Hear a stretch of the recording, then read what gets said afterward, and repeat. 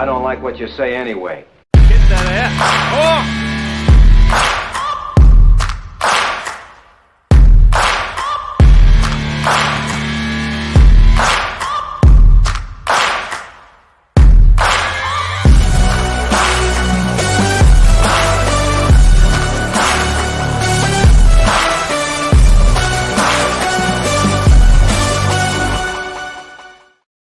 Yeah, g'day, mate. All right. Now, I don't know if this is wise, doing this on a Thursday. I think Monday's my night. Monday's my big numbers night, bro. But let's keep it front street. I'm in a bit of a funk. I've been in a bit of a funk. And so I'm trying to, what do you call it? Push my way out of it by forcing myself to turn it on.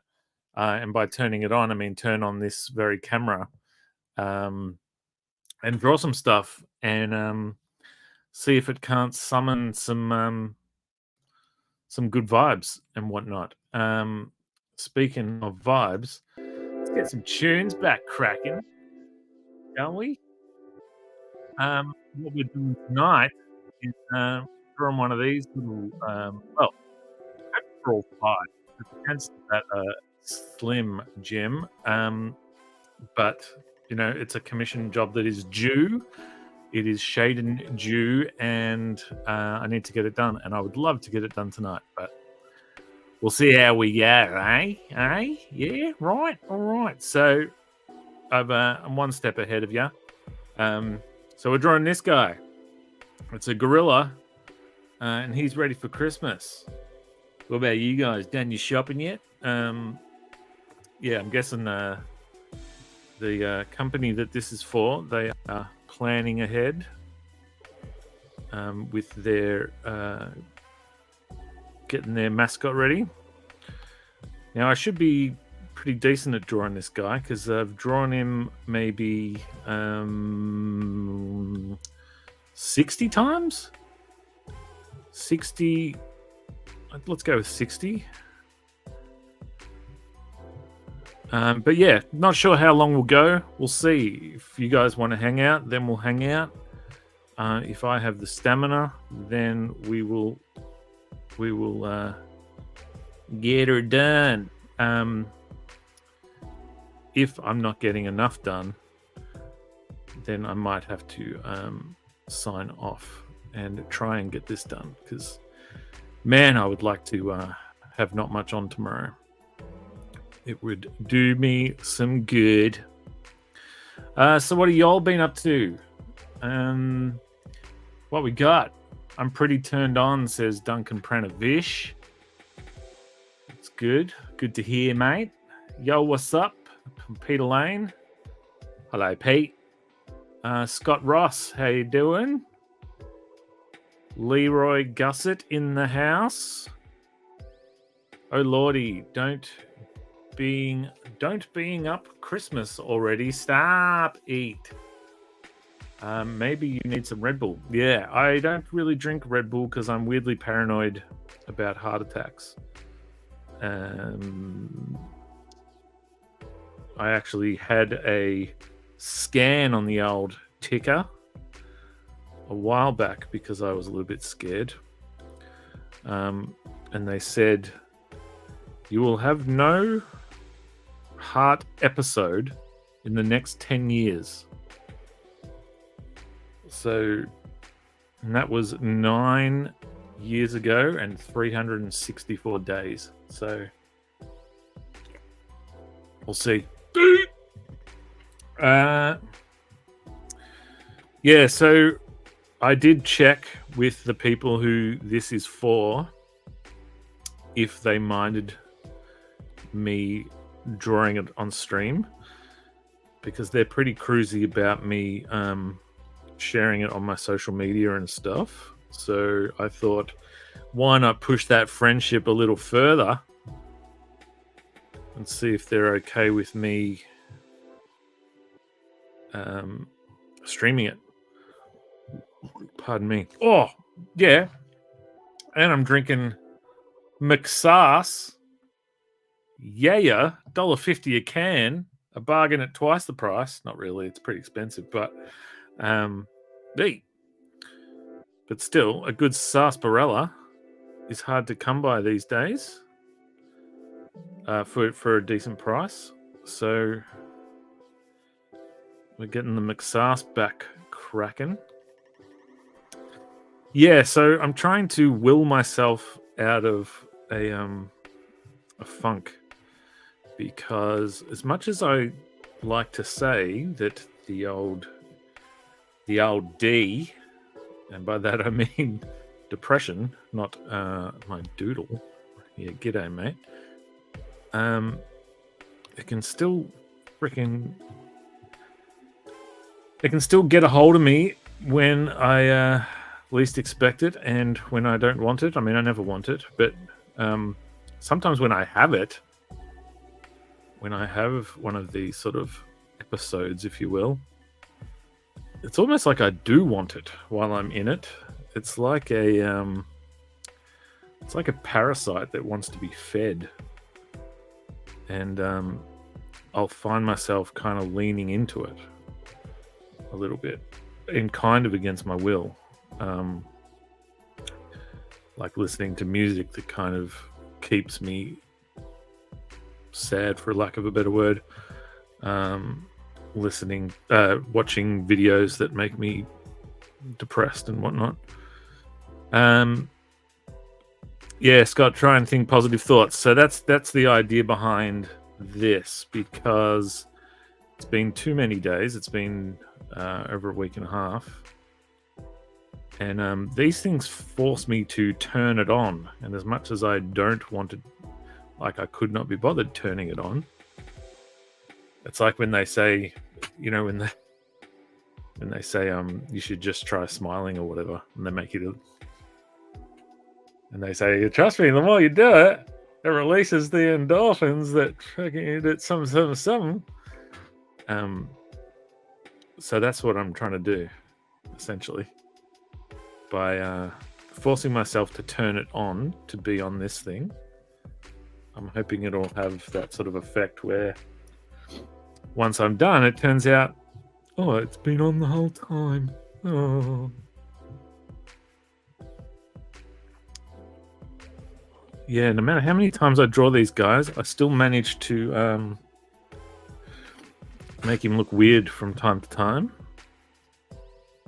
So it's sort of a weird thing where I'm like, I want to get it done, but I also, you know, you can't hand in a piece of crap. There's a reason why they get me to do so many of these, because they kind of like them. So try and maintain the old quality, because otherwise, mate, they'll stop coming.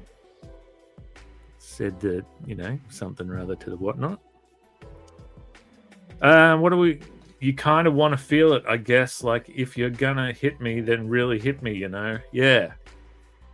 I kind of thought of it like a fire that, hey, Dave. A fire wants to burn. All right, I haven't thought this analogy out. But it's like, you're being tricked into almost throwing another log on the fire. I don't know what the deal is. If I knew, I wouldn't be in this problem to start with, would I? So let's pretend it's not there, and let's just party, shall we? I don't know that it's a party, but it's definitely a something. So what should we talk about? I had a few things. I was thinking about how, I couldn't stream on Monday because, the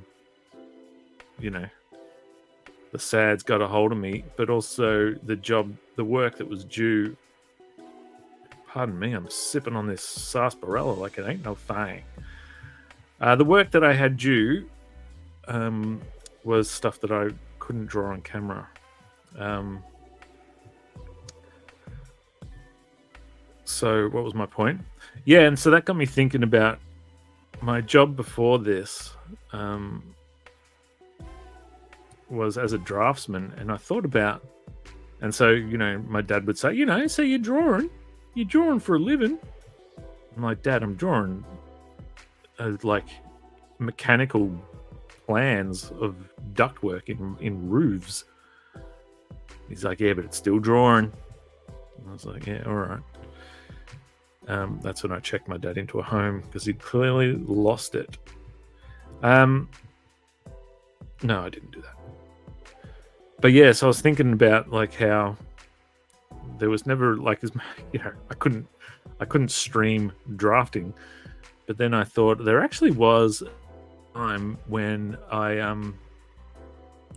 had to draw the ductwork. So what I did was heating and ventilation, and which meant all that stuff that Bruce Willis climbs through in his movies.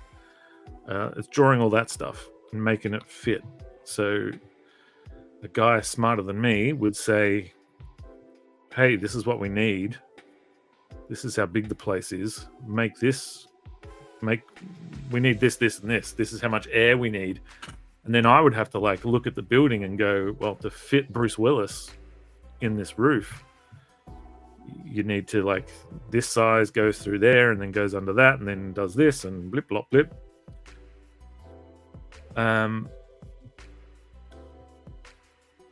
Yeah, one time I got to draw the ductwork for a jail. And now that meant, hey, Pete, all right, let's gorilla. Peter Wilson, that is. Yeah, I drew. So I was trying to think, was there anything that I wouldn't have been able to show in the drafting days? And yeah, there was a. Where's this guy's shoulder? Oh, son of a bee.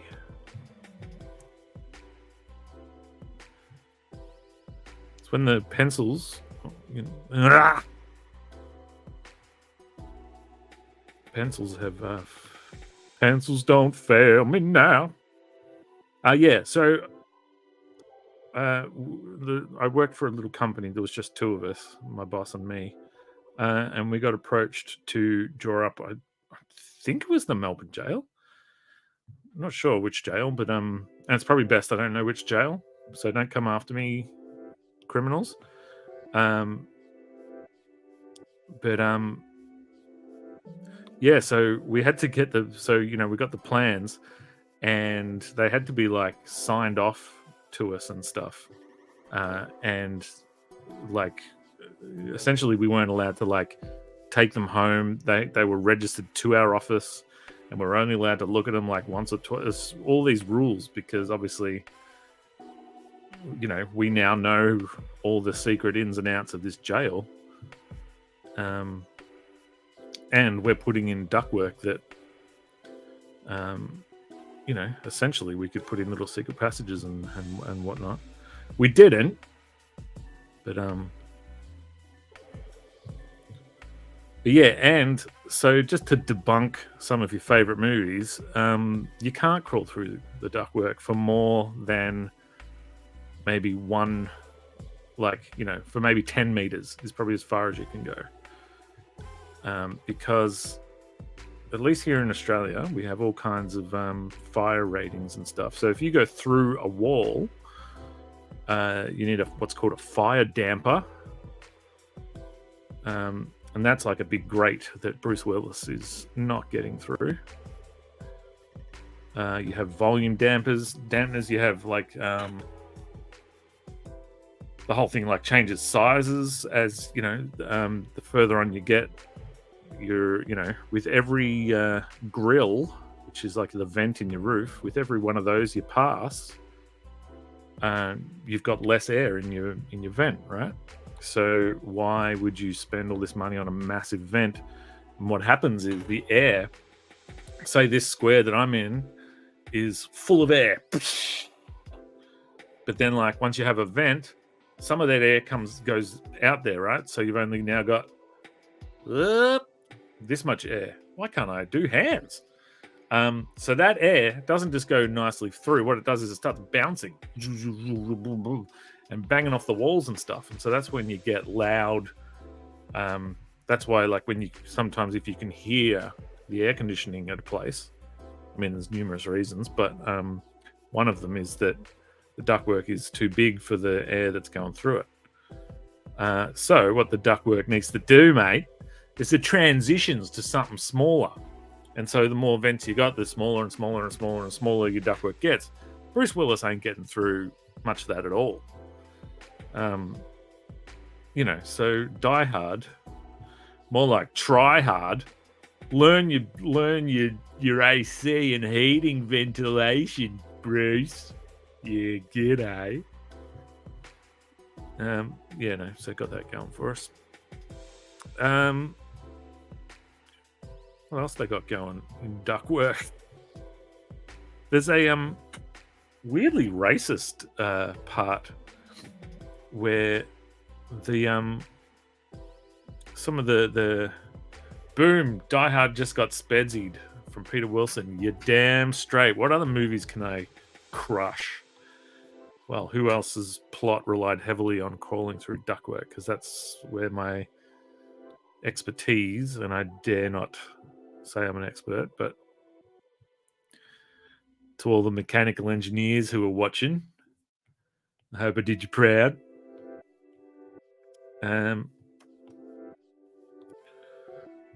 Where was I? But yeah, Die Hard, good movie. Except for the factual inaccuracies. No, I haven't watched Die Hard since learning that it's all nonsense.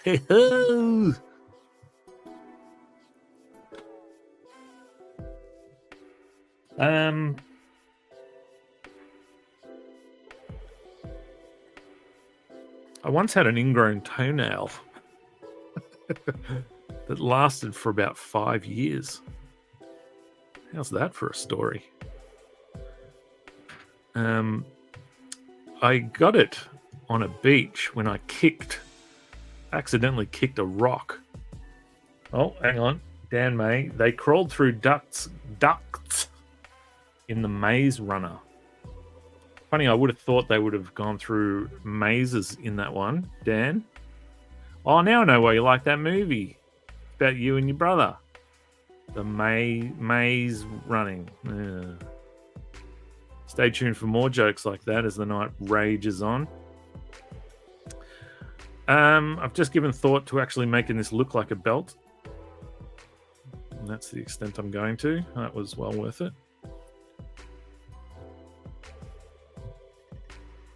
I wouldn't have predicted that I'd be drawing Santa-based characters at this time of the year, but here we are.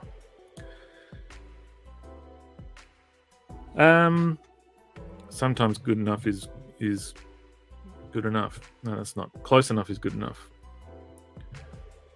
Yeah, so anyway, so I kicked this rock, right? And boy, did my toe dislike what had happened to it. And this is why am I telling this story? But I remarked to my friend Doug about it because he was well versed in the world of toenails gone astray. And y'all seen a gorilla's feet? Because I haven't. Do we need to research it? Do they have 4 toes and kind of a thumb toe? Are we going for factually accurate? Do we want toenails? Because this is meant to look like kind of cute. So maybe let's not. I shouldn't have started with this one, I don't think. I should have gotten the swing of drawing. This guy's called Parky. I should have gotten into the swing of drawing Parky again in his civvies, as they say, in the Santa business. They don't say that at all in the Santa business. I could kind of see myself being a Santa as the years go on. If you could get air-conditioned suits, or if we could move our... Oh, yeah, there is a... Do I bother? Are we going factually accurate there, Dunk? What do you think? scientifically accurate, I guess, is maybe the thing. I can't have spent this long ragging on the inaccuracies of Die Hard and then just be throwing four-toed gorillas out there, can I? I mean, you know, most gorillas don't dress up as Santa either, so you know we're all over the shop logically. What were we talking about? I can't even remember. Ingrown toenails, gross. Then being a Santa. Make the hairy toenails. I should say, so these are for a business that this is their mascot. It's largely directed at kids. They have like an ice cream shop. They have several play centers, cafes, and all this sort of stuff. And so this guy ends up on their walls and stuff like that. So while, yes, I would like to put hairy feet, I dare say that I would then get notes saying, hey, can we ditch the hair? Yeah, so the go is with it. So, you know, earlier today I did the sketches and I sent them in. Maybe I could show you because I did, you know, just in case. So they wanted 2 Halloween gorillas. That's the top 2. 2 Christmas gorillas. That's those 2. And then a footy gorilla. And so this guy is wearing the colors of their business. But they were all approved except, yeah, this Santa one. They weren't big on that one. So we ditched him. We wrapped him in light bulbs instead. And there we go. So what was my point? That hairy toes were not in my original sketch, therefore not approved. Therefore, I could make extra work for myself if I put hairy toes, and then they're like, gross, get rid of that. And I don't know if you know this about me, but working is akin to jerking. I don't know what that means, but I'm not big on it. I'd rather get the work done and out the door. So let's have a look. Not the worst, not too bad. Yeah, my sort of thought process, my hope, my dreams is that these will take me about half an hour each. And that I can get them all done in about 2.5 hours. But as I say, don't know if we're going to make it that far, but we'll see how we go. Because, yeah, as I said, I'd like to have this done. It would be sweet to be off the list. You just made the list. When you're doing white, it's always a pain in the butt because you can't really tell if you filled it in. So you got to turn the background off. You go. Let's go for a tad of a grey beard, ever so slightly grey. Oopsie doopsie. Sorry, I've clicked over into work mode, trying to just get it done mode. Yeah. So this what do you call it? This ingrown toenail. Gee, stuck with me a while. I'll tell you that for free. And I told my mate Dougie about it because, yeah, as I said, he was well versed in the world of these things, and you know, he gave me his best theories. I didn't love them, but they were worth a shot. I gave him a shot, and it didn't pan out. And then years later, like 3 years later, that's what I'm saying. I had this sucker for a while. Randomly, this is back in the day when we would get drunk and carry on. Doug is lying on the floor, and I am standing up. And Doug was a bit of a, and still is, bit of a ruffian, mate, bit of a rough guy. Gentle as all get out, but you know, he liked to throw his fists around every now and again. He just thought, I'm going to punch Rob straight in the foot. I've never felt a pain like that, being punched on the foot on my ingrown toenail. And then he, when I recoiled in pain, he was like, have you still got that thing? And I was like, yeah, mate. And so he was like, dude, you should get that looked at. So went to the doctor. The doctor said, we've got to rip this guy out. I was like, rightio, well, let's get to it. And they, shoot you up with all manner of stuff. And it's beginning to look a lot like Christmas. Gorillas in every store. So they shoot this thing into your foot, into your toe, just like this'll numb ya. Go to a nice restaurant, a nice Japanese restaurant, get some numya. And so my toe is now essentially, for all purposes, what's that word? All intents and purposes? All intensive purposes? What is it? Like camping is all intense. I'm just letting that joke just sit for a sec. You guys can absorb it. So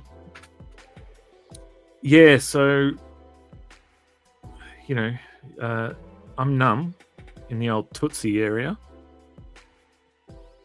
So then becomes the now it's time to get down to the science of it, where the doctor enacts his years of training. That would be black there, bro, because there's a belt underneath. Let's just do that one black too, because it stands out, and I don't want it to stand out. So using his years of training, the doctor gets to work, and what he does is he yanks. He basically just gets a pair of pliers, and he yanks on your shit. Yanks on that shit. Oops. And so while you may not feel, I guess, the pain of your toenail being pulled from you, you do feel the jerking. You do feel the yanking. That day, friends, there was lots of yanking and jerking. And this guy was pulled free from my foot. And you'd think that would be the end of it. No, it grew back right where it left off, like it had found its home and it wanted to go back to its home. So it grew back straight into me sides. I came in at a great time, just as Spedsy was like yanking and jerking. Ha ha ha ha. Facebook user, welcome. And the yanking and jerking has only just begun. Now that you're here, we can finally get cracking with some serious, what's. So just to wrap up this crazy chestnut of a story, so it grew straight into me. I'm trying not to say whatnot. I watched a little bit of. Oh, thank you, Facebook user. I am drawing a gorilla Santa. It's a commission. It's Shade and Jew. Funnily enough, I shouted you out at the top of the show because I can't help myself. Whenever I say this job is Jew, I say this job is Shade and Jew, and job is Jew, Shade and Jew style. So I'm trying to get 5 of these gorillas done tonight. We'll see how we go. But I need to get. Basically, I'm hoping that they'll take me one every half hour. And so far we are on target. Stay on target. Stay on target. Star Wars reference.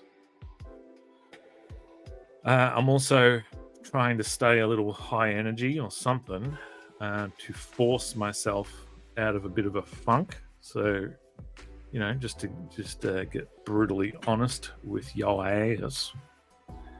And that's the thing too. I like to get honest with people's asses. So, I also like saying that I've got something brand new for that ass. I don't really know what it means. Can you explain the Christmas motif? I can.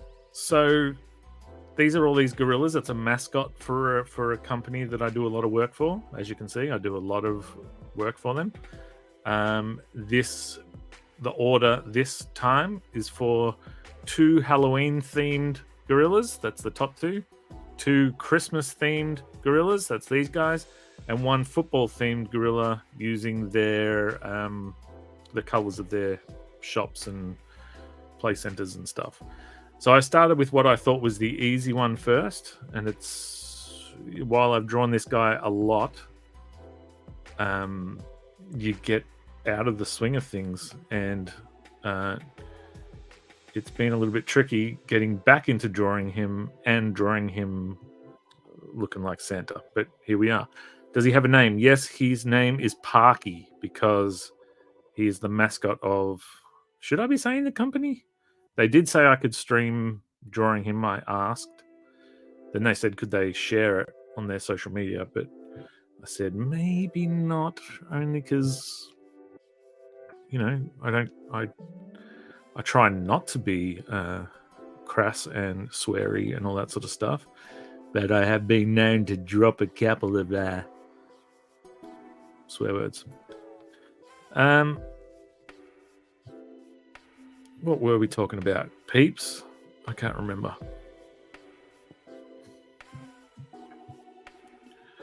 Oh, yeah, so he has a name. Then his name's Parky. Did I say that? Yeah.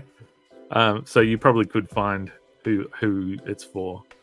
And you could find my work all over their windows and ice cream trucks and all kinds of stuff. Yeah. And there's nothing like a reoccurring customer who's super cruisy about, I guess digs what you do, maybe. And so they're like, they want more. And can we get him doing this? And can we get him doing that?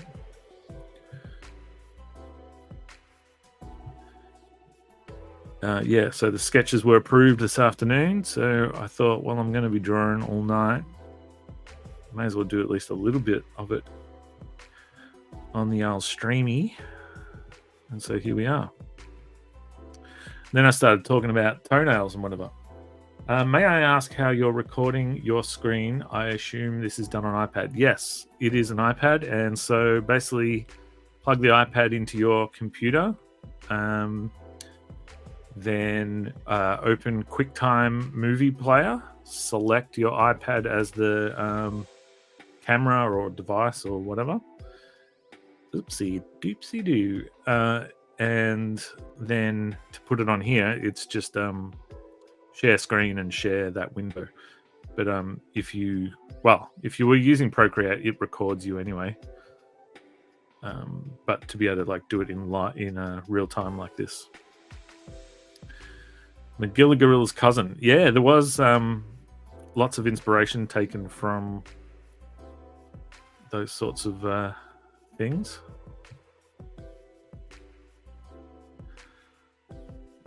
Yeah, it was actually there's an argument kind of against. Maybe I shouldn't say it. There is it is weird. This is a job that is allowing me to stream. Maybe I should be careful of what I say. So let's just make fun of ourselves, shall we? And of nobody else. So what do we got? I was trying to think of you'll made me learn something about myself last week. And realizing all the funny stories I like to tell are essentially, what would you call it? Not necessarily happy ending stories. Ones where, I make a fool of myself or whatever, but I think they're funny. So I've been thinking I've been thinking about that, just going, is that a thing that I like? That's how I deal with stuff that maybe sucks normally. Maybe I just like see the funny part of it or something. I don't know, because I was thinking about another thing that I think's funny, but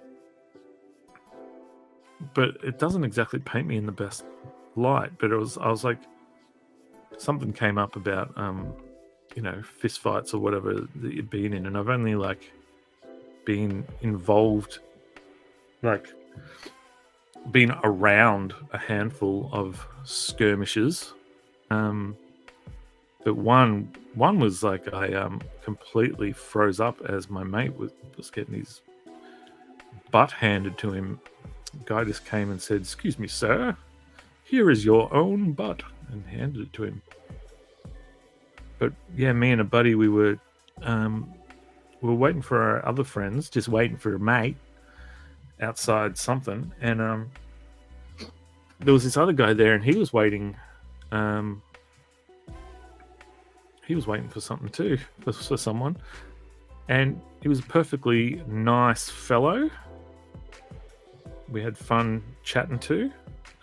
He then asked us if we partook in what he was about to partake in, and that's taking a aerosol can of chrome, the stuff you might spray on your mag wheels or something, and he would huff it. He would spray it into a freezer bag or a Safeway bag or whatever, and then he would suck on the fumes. He was one of those old fume suckers, and I'd never seen anything like that. I was 17 or something. And so I was like, that does not seem healthy. Oh, well. You do you, mate. You go for it. You have a good time. Well, so this donkey of a person dips his head into this bag of chrome, and he comes out of the bag a different person. Not only did he have silver on his face. How are we going? 38 minutes. Oh, we're not on target, guys. Let's just put a few more of these. I don't like those anyway. Let's just do a few highlights on the other side, and then we'll call this one Dunzo. So this guy came out of this bag a different person. Not only was his face silver from the chrome he had just inhaled,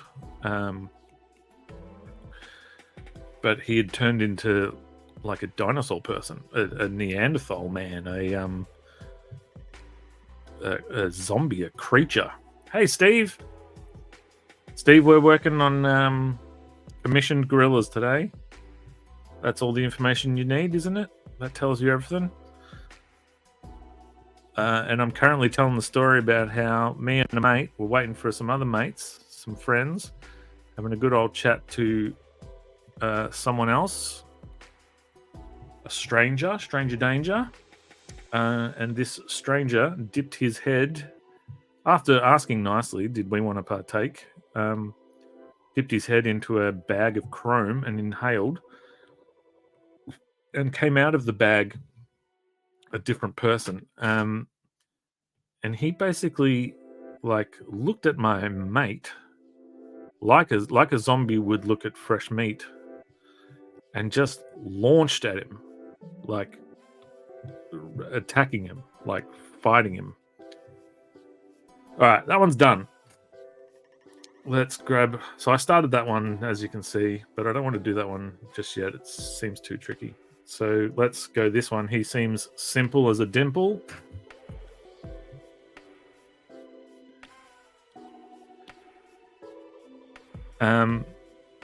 So We'll just call this Santa. Santa G. What up, Santa G? Yeah, so he is rolling around on the floor, beating my mate. My mate is beating him, and they're beating each other, and it's a good old time. No, it was horrible. And I just stood there. I was just like, what is happening? Like, I couldn't process it quick enough. Sounds like most people in Newcastle, where I grew up, Raymond Terrace was full of huffers and ice puffers. Yeah, see, I didn't even know the lingo. I called him bag face or silver lips. That's like a Dick Tracy villain. Oh, silver lips. That's not a Dick Tracy voice. Yeah, so I can't really remember how the scuffle ended. But it ended, obviously, because I'm not there right now still scuffling. And then, it's funny, the sign across the road, there was this big digital sign reading out across the road. This guy had left, and so what we were going to do is, we're outside at like a debutante ball or something, and we were going to go to the after party. But my mate's now sporting a fat lip, and there's this big digital sign across the road. Now, it's a spherical digital sign, and the message goes around the circle. But occasionally it just flashes, and so it's flashing the word, something weight loss diet or whatever. But from my vantage point, it's just saying die. And we just, old Silver Lips had done a number on us. So I put forward, maybe we don't go to this after party thing. Maybe we just go home. And my mate was all for it. Now this poor guy, this mate of mine, been through the wars. There was another time, me and Dan May and this guy, we were at a function of sorts, and yeah, when like now I'm old enough to realize these are just insecure dick bags, but back then, they were just, well, whatever they were. So anyway, when I back in the day when I imbibed, I thought I just got funnier, so I liked to play the larrikin, and but those who perhaps weren't a big fan weren't a fan of the exaggerated version of me. So when one guy who I would normally stay away from, now I've got some liquid courage in my guts, and I'm peeing outside this party. I'm peeing on a bush, and he's walking near me. And I was like, "Oh, you're trying to get a look, mate," or something like that. Thinking I'm hilarious. He, much like old Silver Lips, just, I don't know, that was the wrong implication. This is an insecure gentleman. And he leapt at me and just instantly pulled me to the ground. Now, I like to watch wrestling. I liked to wrestle my little brother back in the day. But I ain't exactly putting people in a Kimura lock or anything. I'll tell you that for free. So my buddy jumps on top of this guy and rips him off me. Just walked in. Sorry, I'm late. Can you start from the beginning? Omnibo. I'm talking about all the times I got my ass kicked, mate. But in a funny way. Because it's something I realized about myself. I find stories about my own shortcomings to be funny, which was a revelation last week that people said, "No, Bo, stop with the joking. You're serious. I'm going back to the beginning. No, so anyway, guy jumps me, my mate jumps this guy. So unlike me, who froze the other time, my mate's like all over it. But now it's become his fight. And him and this dude are rolling around on the ground. And, so me and Dan, we try to sort of like calm the farm a little bit and sort of, I'm trying to make these ears match, but they're kind of not wanting to. Yeah, I think that's pretty good. Yeah, so Dan and I try to calm the farm, but that just brings the other guys' mates out. And I don't know what happened to Dan, but this one guy, I don't know what happened to Dan because I was being dealt with. One guy picked me up and put me in a tree. Like didn't even like punch me or anything, just like picked me up like I was a toddler and placed me in a tree. It was like one of those trees that's like, small trunk and then lots of thicker branches that start fairly low to the ground. And so, good for climbing on or placing nerds inside. So this guy just placed me in the tree while my buddy continued to get his butt kicked. So I think the dad of the party or something came out, and I think it was fairly obvious who the nerds were and who the bullies were. So the dad basically picked up me and Dan and our buddy and took us back into the party and told these guys to, get a shuffle on. But anyway, so the guys were out the back of this. It was a girls' party, and we're now back in the party. And one of the guys comes in, and goes my mate again. And in the going, they tumble to the ground, and this guy is a larger lad, and he breaks. His falling on my friend breaks my friend's leg. Unbeknownst to my friend, like he did, obviously he's in pain, but he didn't realize his leg was broken.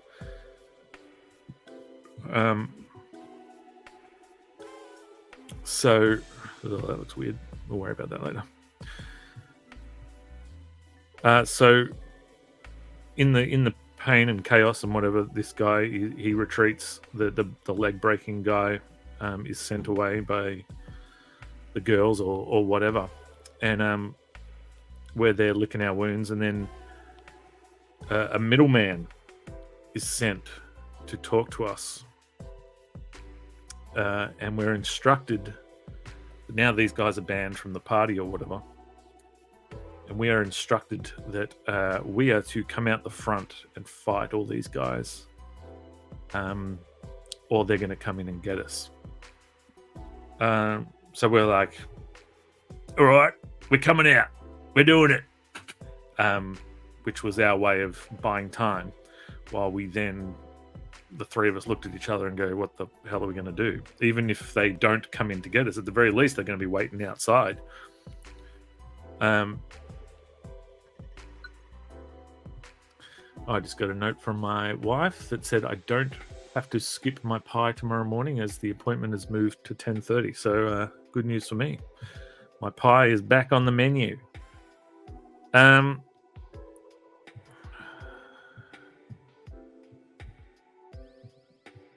We should be cheating this, I think.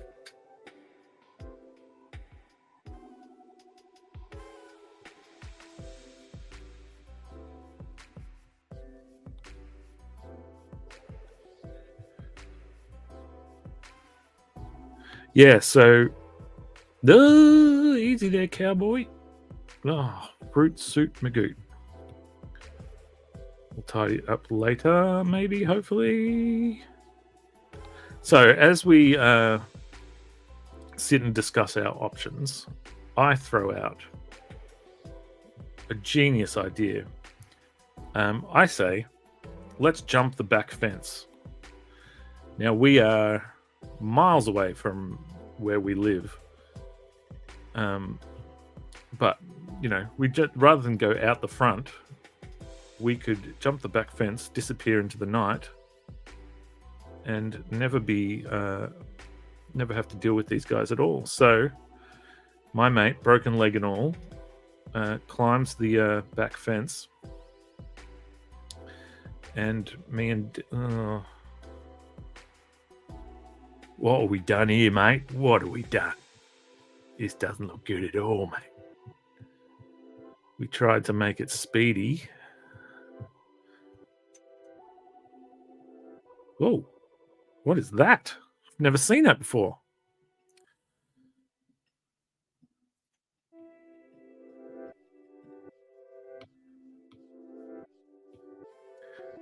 Yeah, so then did we go home and lick our wounds? No, we went to meet the rest of the party at the nightclub they were going to after.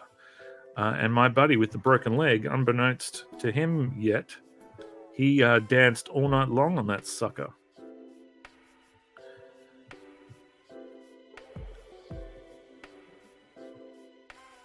And the rest, as they say, is a debilitating recovery period with plaster on your old peg.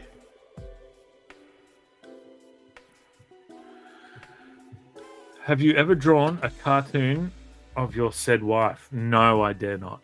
No, I haven't. I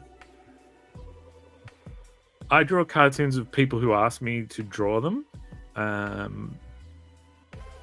But even then, yeah, it's tricky. So one time a friend asked me to draw them.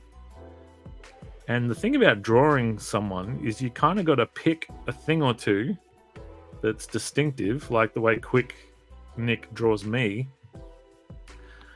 by drawing basically a guy with glasses and a really big nose. Now I can, I'm a somewhat thick-skinned individual. Well, at least I like to pretend I am, and then anyway. But yeah, so yeah, one time I was asked to draw someone, and you pick a thing or two on their face, you make that the thing, and then draw the Simpsons eyes and all that sort of stuff. And yeah, the lady I drew it, she was basically, the bit that I chose to draw was something she was very self-conscious of, and I'd basically just had, through my drawing, had pointed out to her that it was as visible as all get out. And yeah, so I don't often do unsolicited drawings for peeps.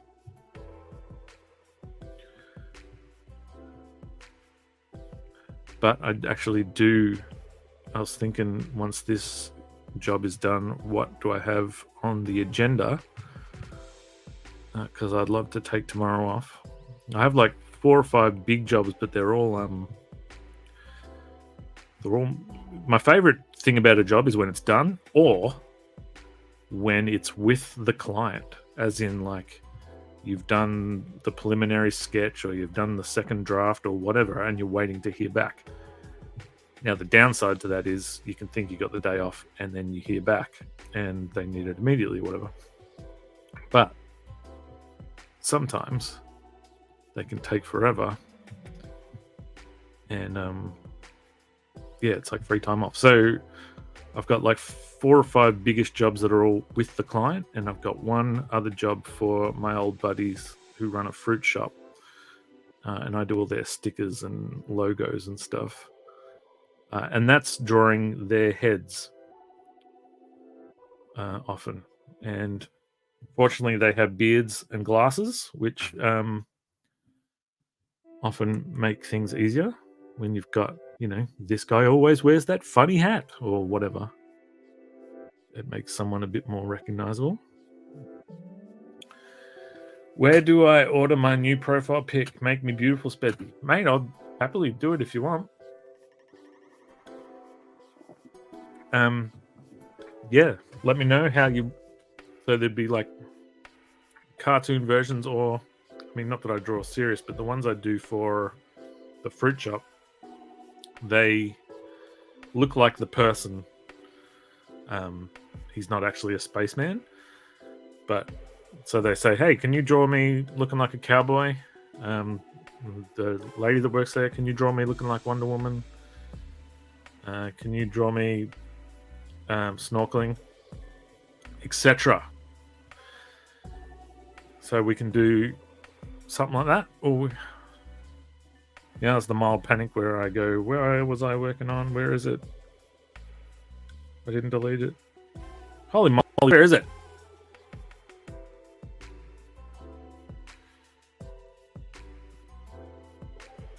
Oh, there. Whee! I got a little scared.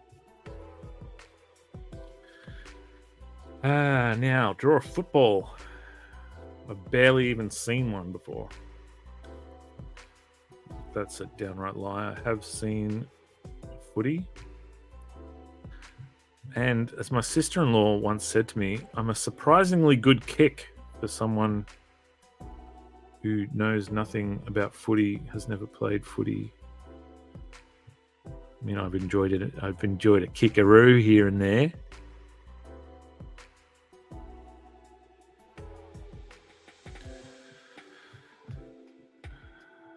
Now, do we just bitch out on the laces, or do we try and do proper ones? Let's go for proper-ish ones. Meow, meow, meow. What do we got?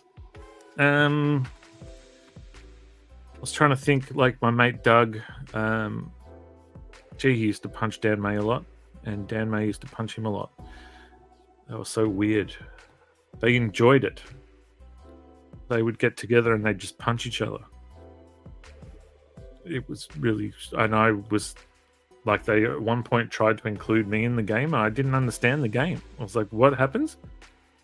And then they showed me, and they just literally punch each other. Like, we'd go to a nightclub or whatever, and we'd get in the car afterwards, and the first thing they would do as soon as they got in the car is they'd beat the crap out of each other. Didn't understand it then, don't understand it now, mate. Maybe that's an alpha male thing. And I don't know I'm not a beta tape, but maybe I'm a Charlie? What comes after beta? Masturbator. Easy. You'll catch Brad Daniels on Aussieverse? As if you didn't. Brad is rad. Get into it. That bow is no slouch either. You know what I'm saying? Now, a rule I've broken here a few times is that this gorilla doesn't really have a thumb. Well, like, he has a thumb, but it's little and it's not protruding like that. But, you know, client says give him doing a thumbs up. You do a thumbs up. Gorillas also don't necessarily dress like Santa. Doug hit like a 12-year-old girl. Hard. It's Dan May. Beta male cuck. Oh, that's what I am. Oh, yeah, that's right. Yeah, someone called me a... yeah. That's on the Spedsy Awards the other night. Went pretty well, but I think I went too far with my last voiceover thing. The idea was that I completely pay out on myself, but make some of my friends laugh some of the people who know laugh by using some of the phrases that someone said about me. That, like, you know, I know I'm all over these bloody streams and everything, and I'm I could be an acquired taste, I guess. And so if you're not into the cut of my jib, And then I keep putting my jib everywhere.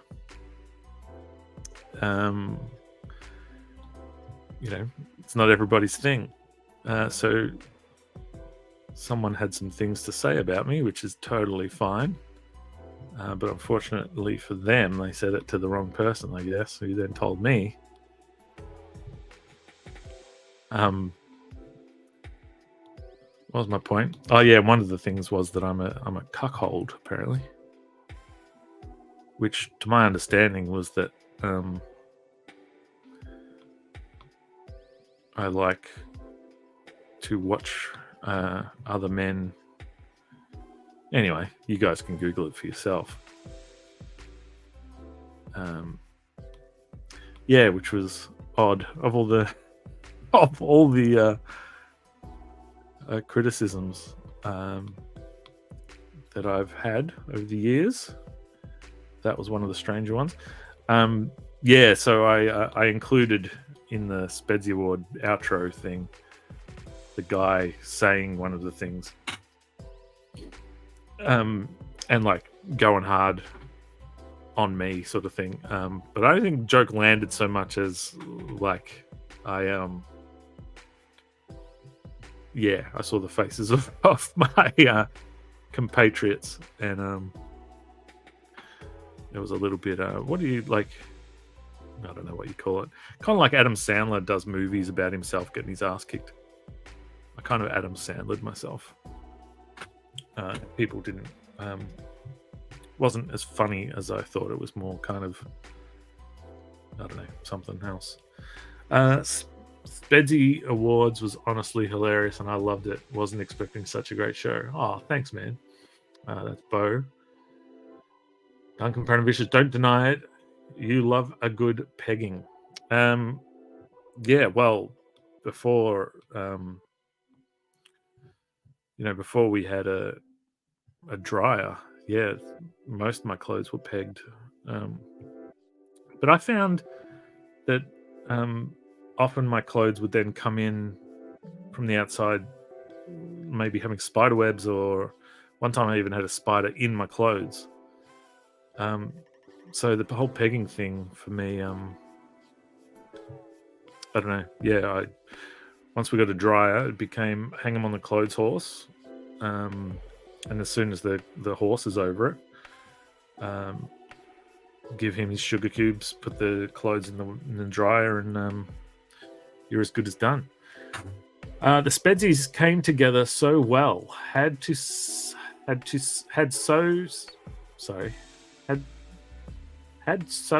a particular highlight. Oh, have to say maybe a particular highlight for me was Miss Pickles. She was such a baddie.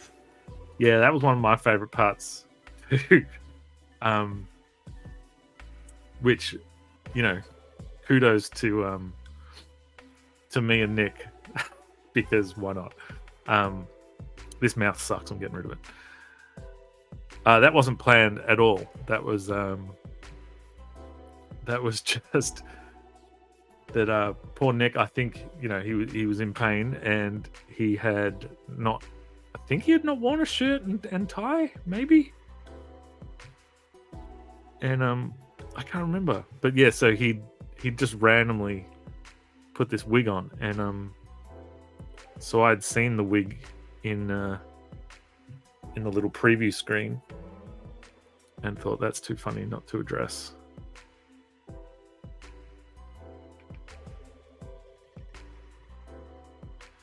I've been Googling that Mrs. Pickles, and it's not the same thing. Yeah, there's only one Lady Pickles, and I think she might have gone back into hiding until next year's Spedsy Awards. Man, I'd love to know what...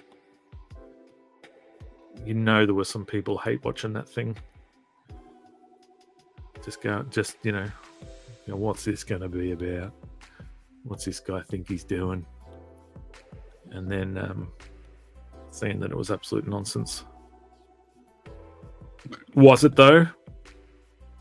Or is it everything? Not the kind of pegging I heard a certain person accuse you of loving.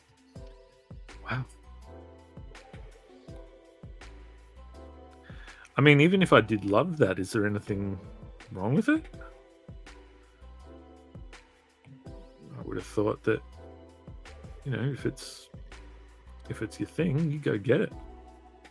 You do you, and you get yours done. Haters gonna hate, mate. Something like that. It was the best kind of nonsense. Yeah.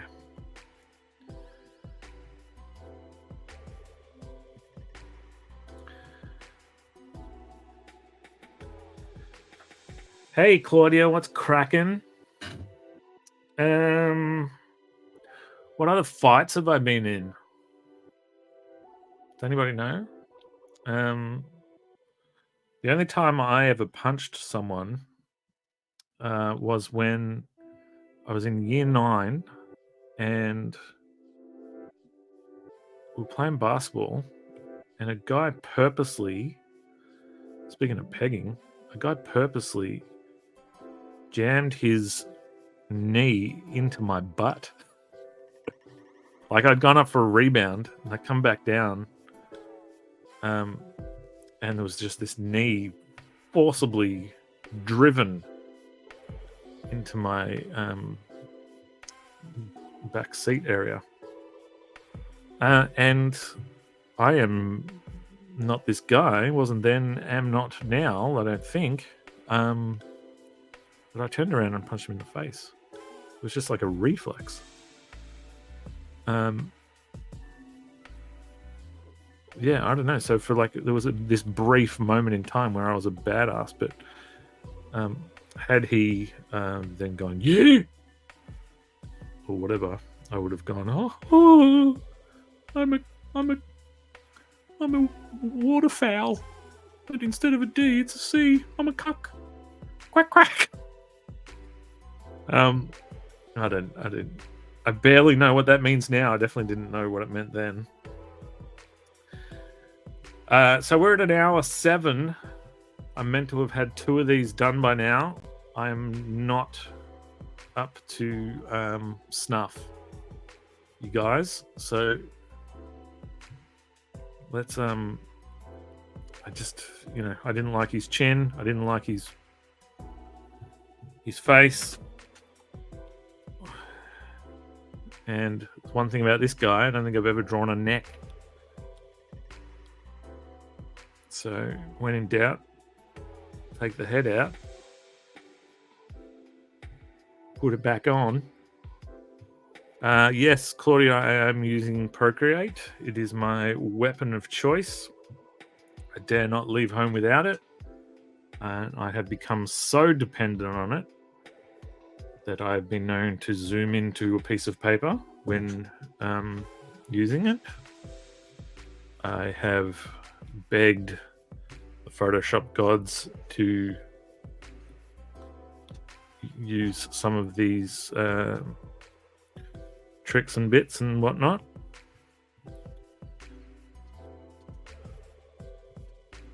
But alas. Yeah, so I'm a procreator for life, which is a weird sentence. Because I dare not be procreating when I'm in my 80s. It was weird enough having kids in my 40s. And my daughter's first words were, "Grandpa?"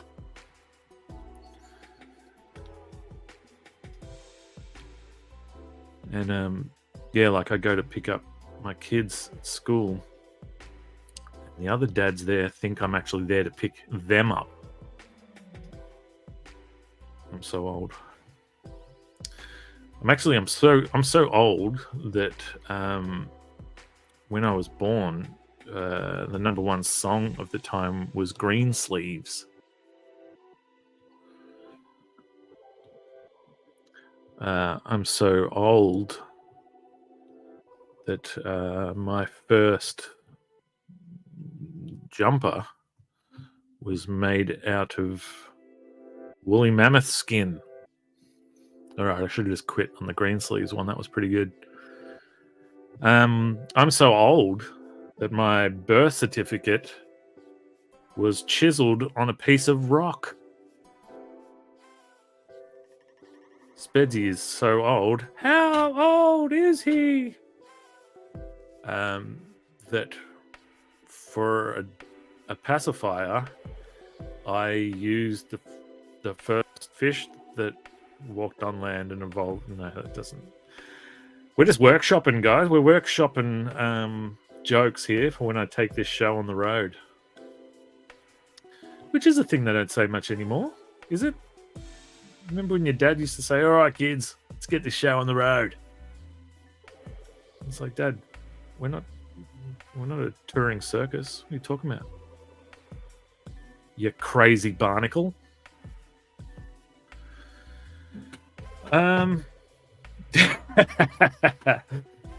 Duncan says that I'm so old that my social security number is 1. That's pretty good. Omnibo says he is so old he has a signed copy of the Bible. That's good too. Yeah, and another one. He's so old that he was at the First Supper. I wasn't at the First Supper, but I'm damn sure if I'll be at the last. I don't know what that meant. Oh no, wait, that's the joke. So that there was a last. Yes, it wasn't called the First Supper; it was a Last Supper. That's good. Nice. Oh, now I want to think of more. What's something old? Oh,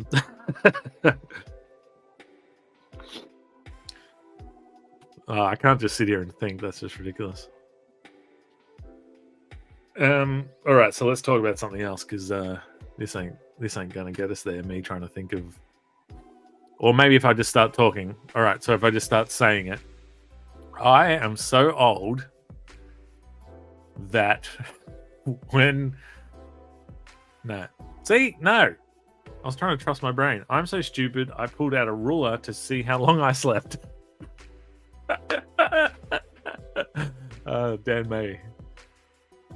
See, I feel like you guys have got the, I don't know, you're at a home field advantage. I'm at my home, oddly enough. All right, I can't think of any. Stop trying to think of. I'm just thinking of dumb ones that don't make any sense. I'm so old I was there with the first radio show or something, and it just doesn't make. There's nothing there. I was going to say I'm so old I was there when they switched over to color television. I'm like, that's not a joke. And my dad was alive for that. All right, it's time to bail on these, I think. Time to Christian bail out of here. But I am so stupid that I Duncan just said, "You're so dumb you failed a blood test." That's awesome. I'm so dumb that I put a fly screen door on my submarine. Does that one work? I don't have jokes at the ready. I have to try. I have to make them up, and sometimes there's too much pressure. If it's not making fun of myself, I don't know how to. I don't know how to laugh, you guys.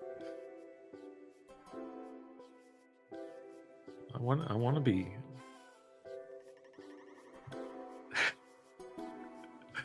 All right, stop.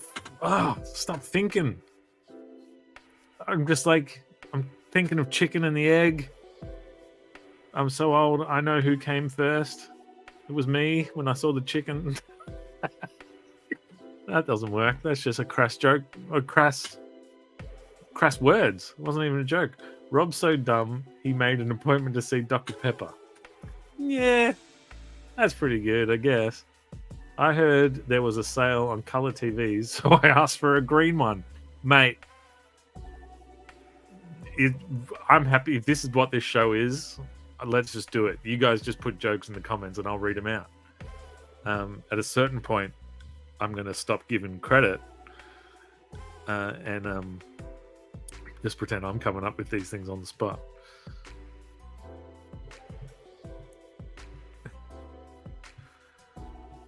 So what else have we got going on in the world? Not actual things in the world, because, you know, I want these streams to be viewable in 20 years' time and they're still relevant. What's going on in comics? Brad Daniels has got a sweet Kickstarter going on. Nat Carmichael and Dylan Naylor have got one going on. I tell you, I am happy to be done with the Ring Around the Rosie Battery Hand Kickstarter. That was one of the things that drove me away from playing music. It was the begging people to come watch my band play.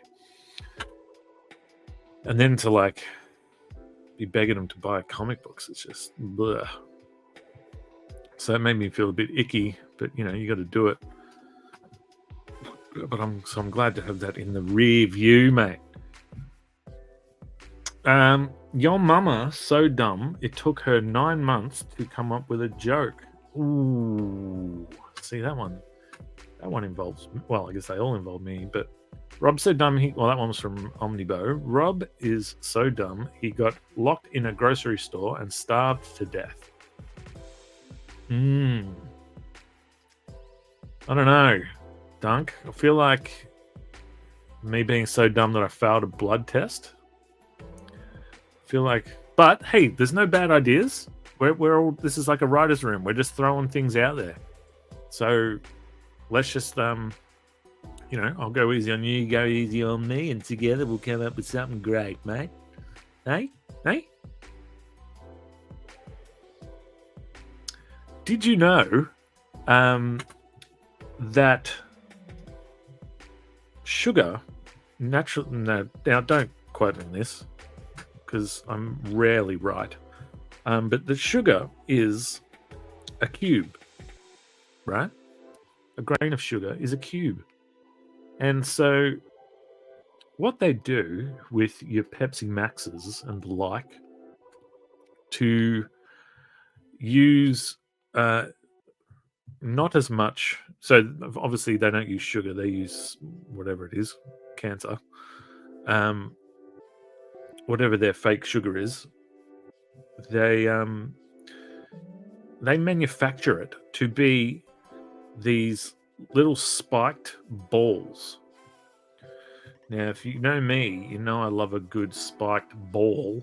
But the idea is that the sugar, these little squares, they go flying down, cross your tongue, back of the lips, forever on the hips. What's the saying? I don't know. But yeah, so these little spiked balls, they get caught on your tongue. So there's far fewer of them, but they don't fly down your mouth tube as fast as sugar does. So you taste them for longer.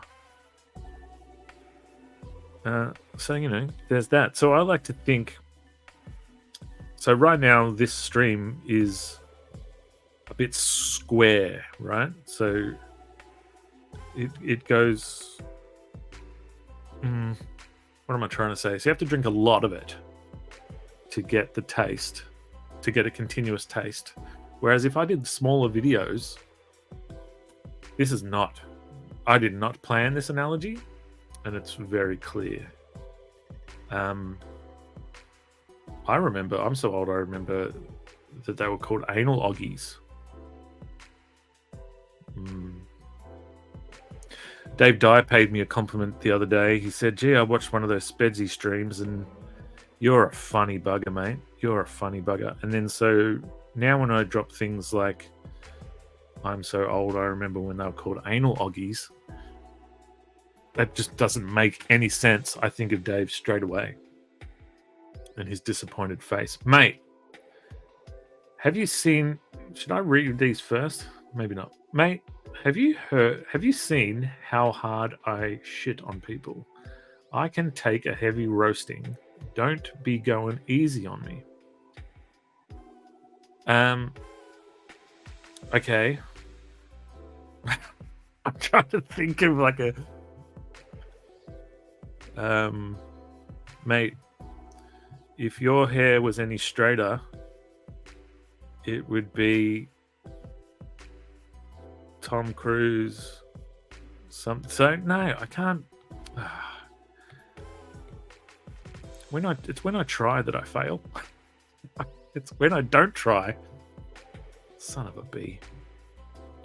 Dave, I don't think I'm funny, mate. I think you gave me a big head, and now I'm there's a malfunction at the old junction.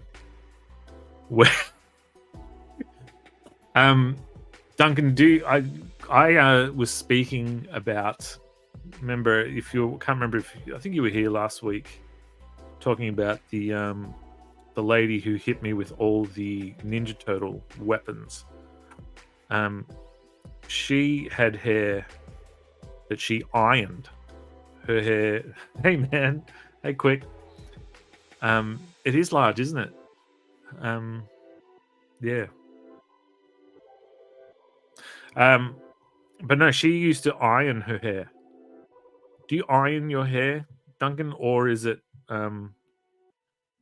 just that straight? And because I have been known to straighten my hair.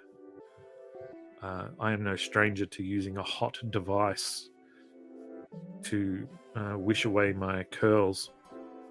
My opa once said that he loved how curly my hair was. And from that day, he nary saw a curl again. Because I didn't really realize, you live in a frontal world where you just see this bit. And I, made this bit as straight as I could. But apparently I had curls going on elsewhere. So I looked into, turns out girls know a lot about stuff. And I learned from my lady friend who liked to iron her hair. And I told my wife, and I said, is there a thing where you can get rid of your hair straighteners, mate?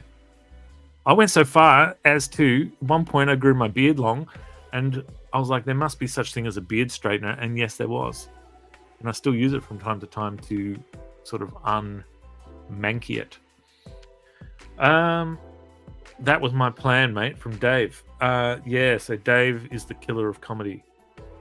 You said Dave gave you a big head when I logged on.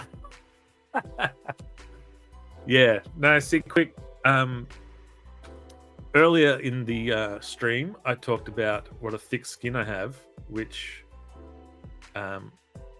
is not like how well I can take jokes. It's that I'm actually quite small, but my skin is so thick that my head is unnaturally large, and the rest of me, my arms have thin skin.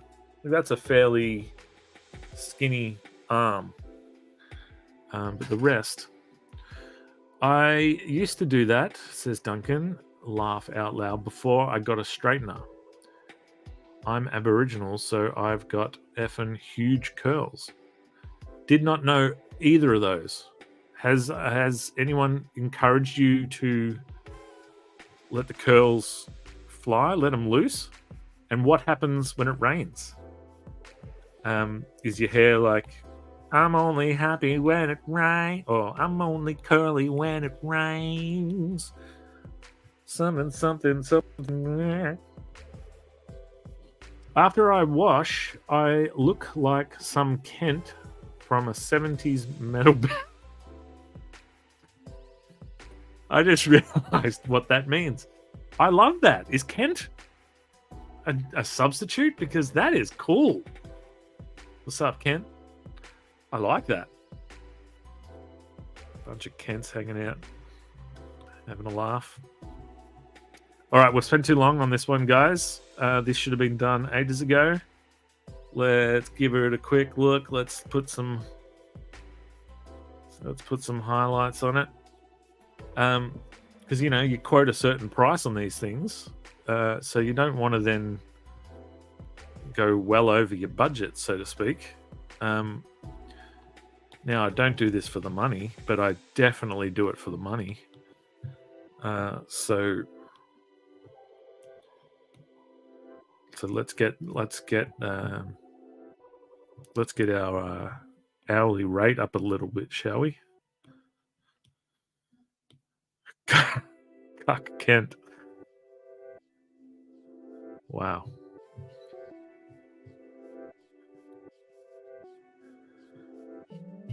Yeah, my hair when longer likes to get its curl on. Particularly, back in the day when I had my hair long for a very long time because I got a little bit of a hunchback, bad posture thing going on. And I thought that my long hair kind of bridged the gap a little bit, so it made it less obvious. But it didn't. And one day, somewhat early on into my relationship with my lady friend, she was not a lady who went out looking for long-haired louts like I was. But I won her over with me charm, mate, with a bit of me charm. But we went. I remember one time we went to an ice cream place, and behind the counter, they had this huge mirror, and I saw my wife and my then girlfriend, and I saw myself, and it was like one of these things does not go with the other. Like she was looking all beautiful and whatever, and I just looked like a trout with long hair. So I got a haircut that week. And I'd been getting my hair at that time. This is back in the Dizzy, and I was getting tips, which were like, dyeing your hair, but not all of it, sort of thing. So I have these blonde streaks or something through it. So the lady who did my tips and whatever, she'd been begging me for ages. Let me cut your hair. Oh, I'd love to do it. And I walked in one day, and I was like, "It's time." And I took a whole morning off work to do it. My boss was thrilled to give me the morning off because he too thought I was a hairy trout. So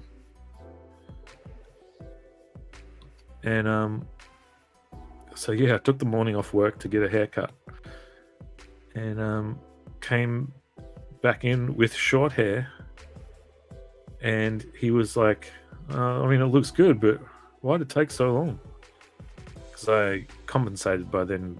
I got it all dyed and everything and put red through it and stuff, because if I wasn't grungy anymore, I was at least going to be punk rock, mate, with some red hair that I paid a lot for, which is probably not what the punk rock something, but something words and that. All right, this one's done. Moving on.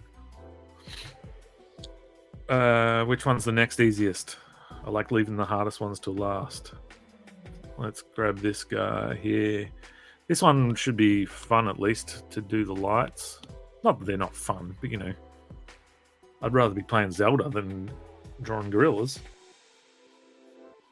So who else has got a cool haircut going? You guys? Dave, how's your haircuts? It is funny, one time a mate came into the hairdresser while I was already at the hairdresser. It's a weirdly intimate, you're a couple of blokes, just a couple of blokes who dare not have a preference of what their hair looks like for risk of being called the dreaded G word back in the day. But we're all self-conscious idiots who want our hair to look a certain way or want something about us to be something. So we should all stop propagandering each other and,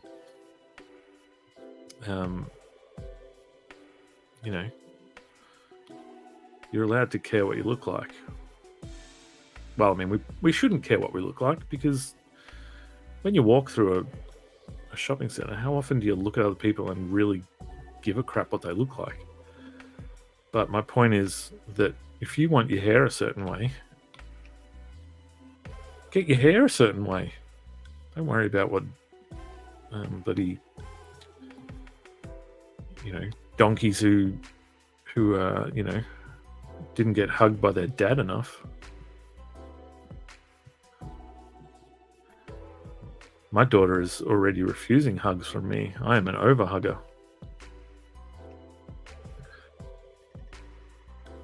I'm going to get Dave Dye one of these days. And Dave, let's not wait till it's too late, mate. I don't want to be hugging you at, like, you know, someone's funeral. Let's hug while we're happy. Just embrace it. Embrace it. Embrace me.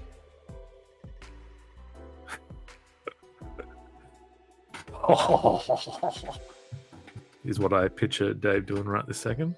Or not watching at all. He's probably got a weighted heat blanket thing on his shoulders, feeling good.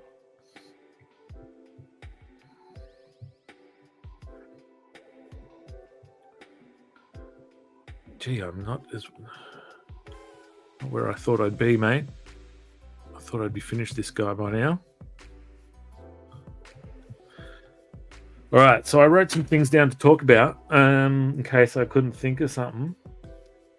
The other thing I wrote was Fishing Big M. Fishing Big M. Which is a bit... I can't... Ah, okay. I remember what that is now.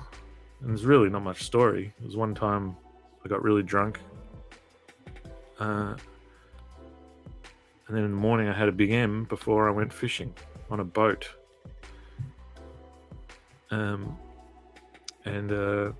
milk and seafaring and alcohol are 3 unlikely bedfellows. Got to go now. Night, Spedsy. Night, Scott. Thanks for hanging out, man.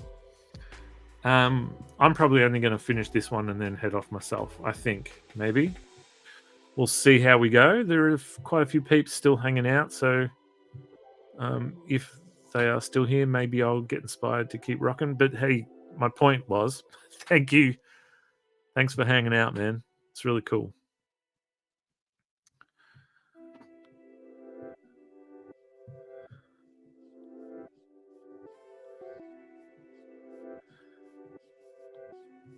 Yeah, on this fishing trip, actually, we caught a fish, well, not me, a friend, caught a fish that they said that was worth something like $10,000. But, like, they didn't have, like, the facilities or whatever to keep it at a certain, I don't know, health level or whatever to get it back to the mainland and then back to, you know, to the people who would pay that money. But it was some fancy fish. She was singing a siren song, like she was going wee-oh, wee-oh, wee-oh. And it made me want to jump in the water and make love to her fish half. Mermaids are weird. Like, if they were real, and you know, there's an evidence out there to say, I don't think there is, but let's just pretend there is. Like, I've seen some good-looking animals. I've never seen a half person, half animal. But I can't think of I can't even think, like, who is objectively one of the best-looking women in the world? Like, regardless of, let's just say Scarlett Johansson, right? But agree or disagree, whatevs. It's not the point. Whoever you think is the most attractive lady or man on the planet. So let's say John Hamm and Scarlett Johansson are both themselves, but also half fish. And so, you know, you've been sailing for 3 or 4 months. You're sunburnt as all get out. You've pretty much got scurvy. You had to chop off one of your legs at one point and replace it with wood. You've got a parrot on your shoulder, but it's not a half parrot, half person. It's a regular parrot. And assuming you find none of your scurvy-infected seafaring comrades attractive, you haven't laid with anyone for 3 or 4 months, so you're a little on the something side. And Scarlett Johansson, Fish, and Don Ham, because that Nick May wrote that in the comment. John Ham. That's his name, right? John Ham? Mad Men? So half fish, half Scarlett Johansson, half fish, half John Ham come out of the water, and they're singing a song that's like so sexy, and they look sexy, I guess. So like they must be singing, was it the Divinals? Like, I touch myself, I want you to know. I was like, all right, thanks for telling me.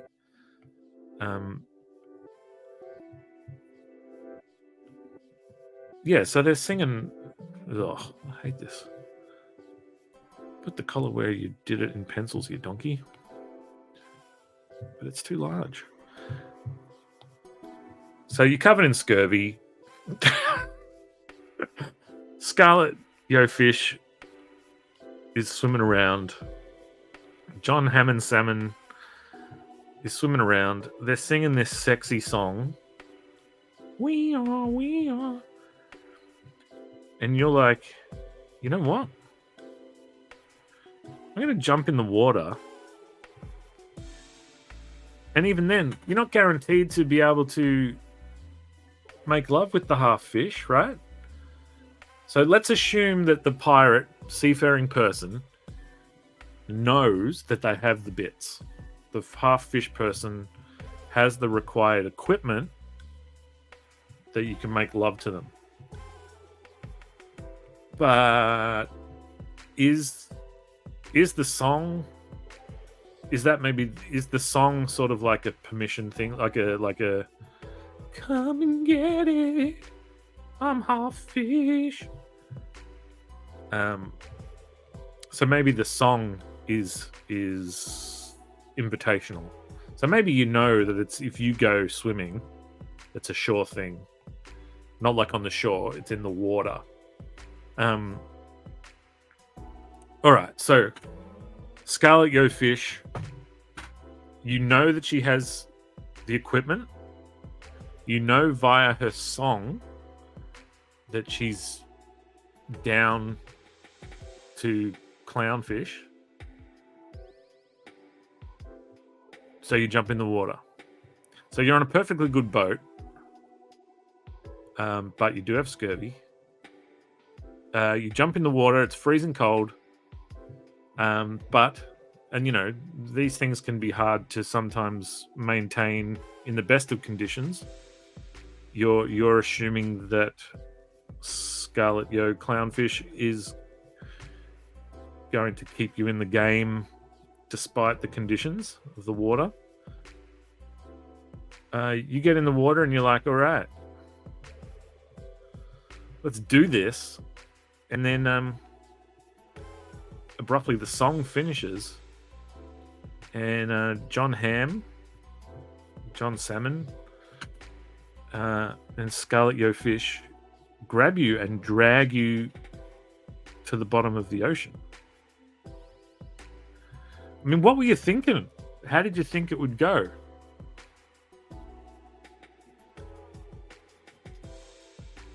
Moby Dick was a whale, right? Like a full whale? That guy went in his mouth, didn't he? You just, you should think about these things. I don't know what Moby Dick was singing, but I guess it was a sonar-based tuna.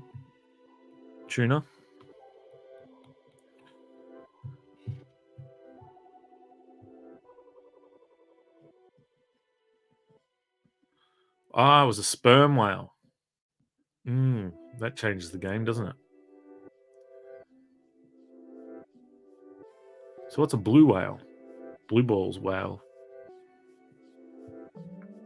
I think we've jumped the proverbial shark here by almost jumping an actual shark. Now, these collars, they're not matching. I'm not stoked with this one. It's not coming together beautifully. But I think the chaos of these lights being all over him are going to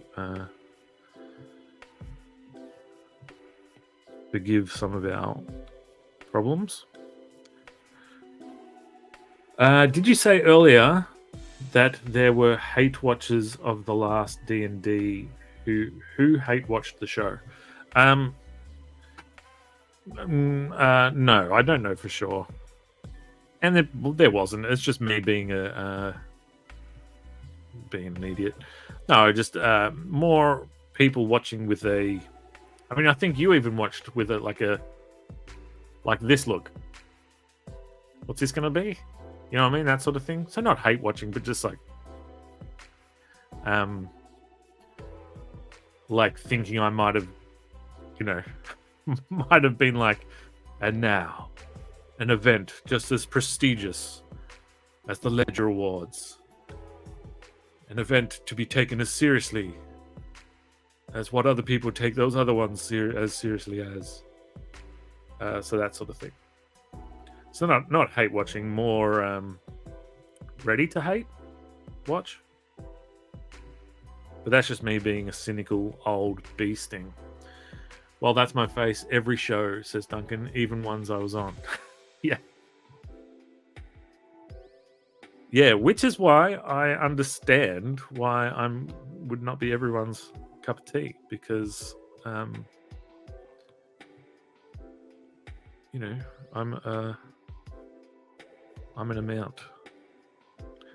I don't know that I'm a lot, but I am an amount. You saw my face on camera. I have seen your face, and I'm a believer. I think that was a Beatles reference. Then I saw her face, meh, meh, meh, meh. Now I'm a free diver. She's drowning me, meh, meh, meh, meh.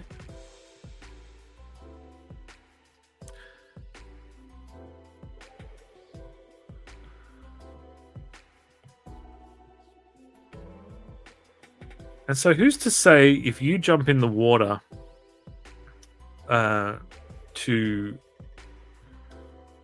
you're like, look at Scarlet Go Fish, she's singing and inviting me in. But John Salmonham is also singing, also inviting people in. So who's to say you don't get in there and then the Salmon Man is like, come here, you beautiful thing. And at that point, you're kind of in his element, right? You're in, I don't know what kind of swimming aptitude you peeps have. But I know me versus a John Hamm-based merman, he could have his way with me quite readily.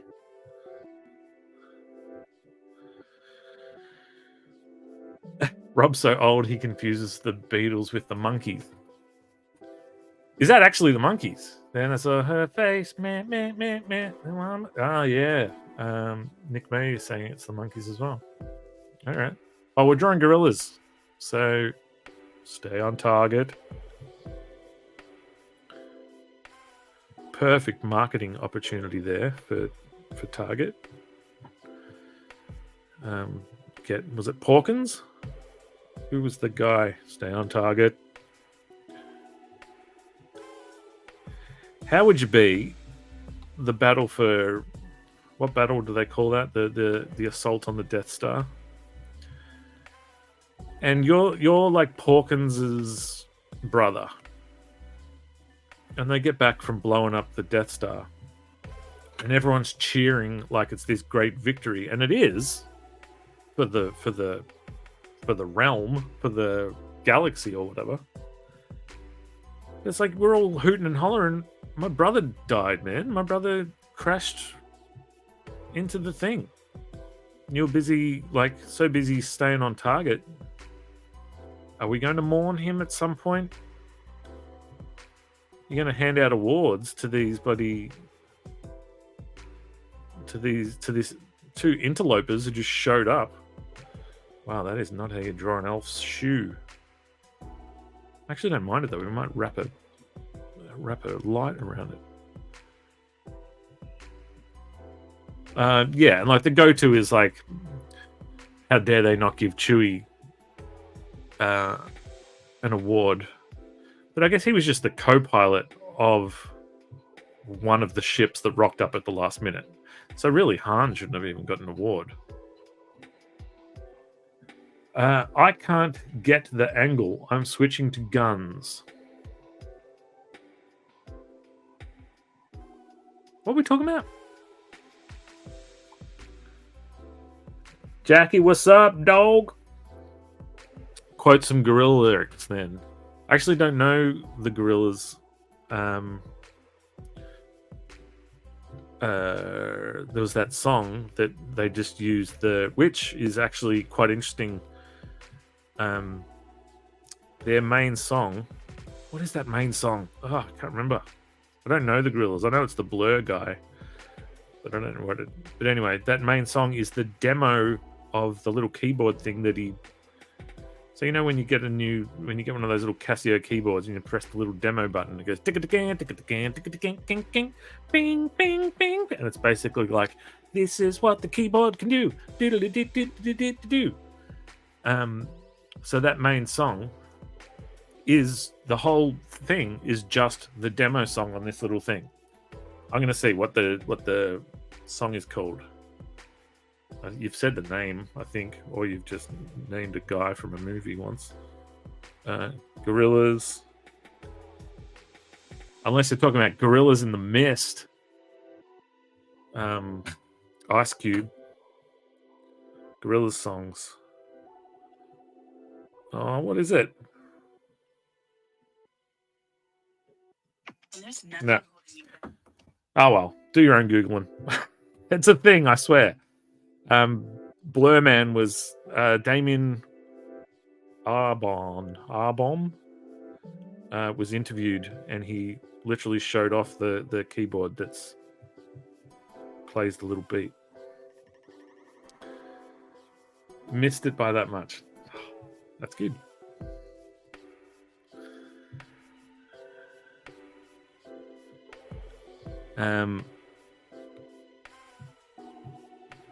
Yeah, now I'm just thinking of other things that Ice Cube was always running from the ghetto birds. Run, run, run from the ghetto bird, which was a police helicopter. I actually have a friend whose brother works for the Force. He's a Sith Lord. No, for the police force. And whenever there is a ghetto bird flying around, she just texts her brother and says, "Yo, what's cooking? Yo, Miley, what's good?" And yeah, he'll alert her to the goings on in the general vicinity.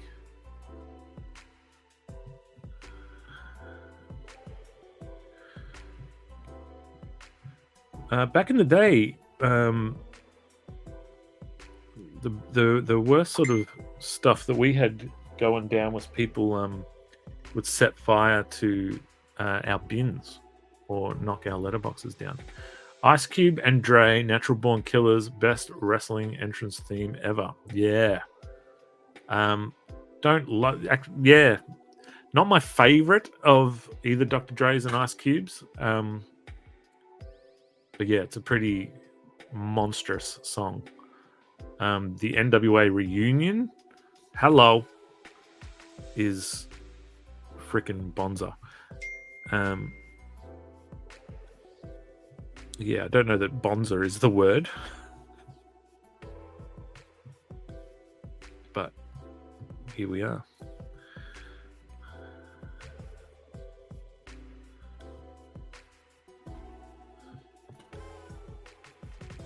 This was meant to be wrapped around him, so let's do some rapping.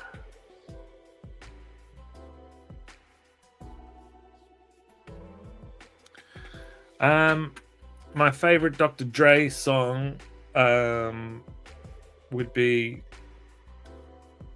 why can't I think of bling bling bling bling bling bling bling bling bling bling bling.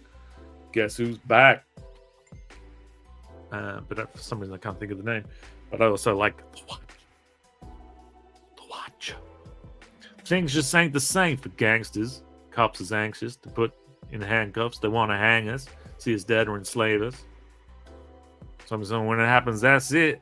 Seen them come, watched them go, watched them rise, witnessed it and watched them blow. Watched the lawsuits when they lost the dough. Best friends of money, I lost them both. Went visited, you're in the hospital. So the same shit all across the globe. I had to sit back and watch the show. Everywhere that I go ain't the same as before. I see people I know. I know. Yeah. Written by wait, is that one written by? That one might be written by Eminem actually. But what's the main one that I'm trying to think of? It's like my favorite song. I can't think of it. But it's a beat, yeah, where Scott Storch is just playing piano. Bling, bling, bling, bling, bling, bling, bling. And Dre's just like, that's it. Keep going. Adds the beat. And then they're like, all right, let's, start rapping over it. And he's like, no, we're calling Jay-Z. And he calls Jay-Z and gets Jay-Z to write it because he's just like, this beat is the shiz wazzle. So let's get like the guy. And so Jay-Z comes in and writes the rappy raps, which I believe that's what they called it. That was the working title. They called it Rappy Raps.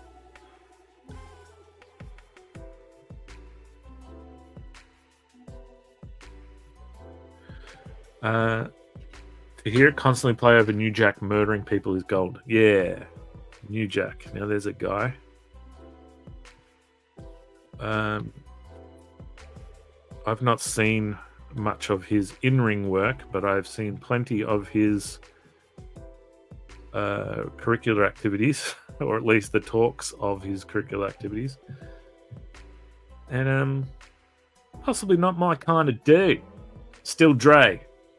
That's the one. Still doing this shit, huh, Dre? Oh, for sure.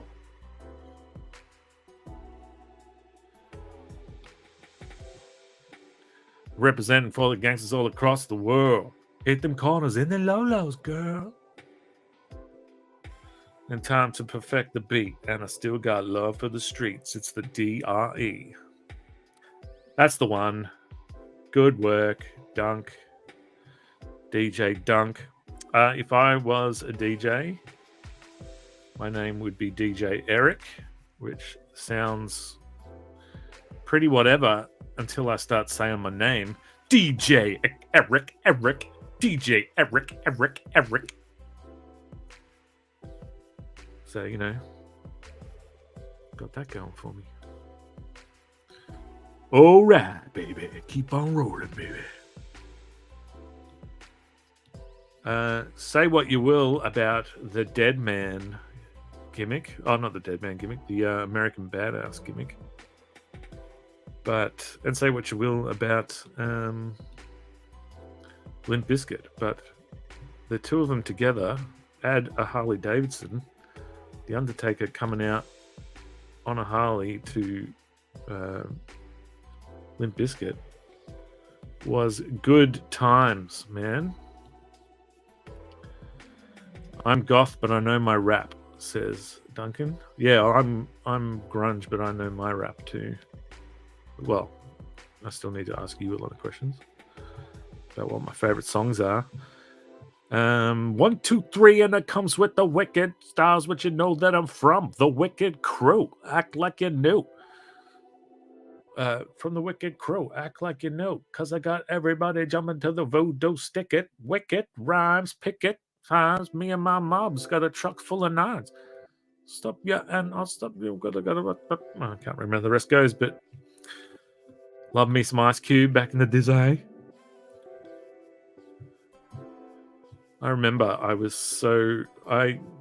might have been a monstrous nerd, but I had what I thought were wicked music tastes, and I made a point of, when I was listening to Snoop Dogg's Doggy Style in class one day, I cranked it so loud in my Walkman that it was making me deaf, because I wanted some cool kid in the class to hear it.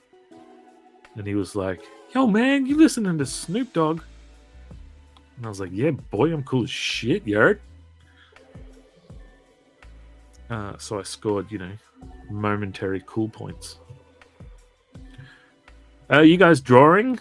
What are you guys doing? Lying down, sitting up?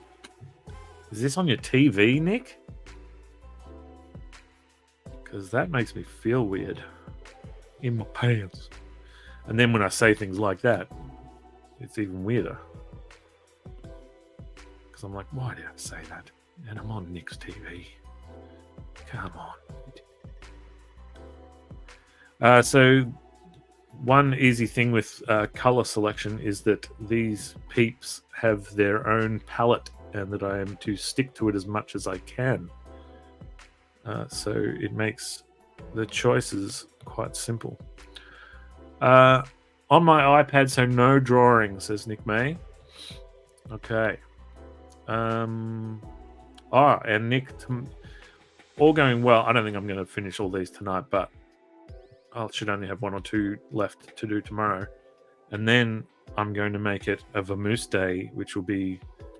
I've got to write something for Dana Lawson, who's been patiently waiting for a track to explode on. 50 Cent reference. But yeah, start collating that whole chestnut. What I have here is a pre-made pattern that I did when I first got this set of jobs, which is his shirt designs. So I've got 3 different shirt designs that I use to make his, because he has these little Hawaiian shirts. Oh, you can see my first... This was one of my first designs of him that they... I think that was the very first one that they then got me to work on. Oh, here's some more.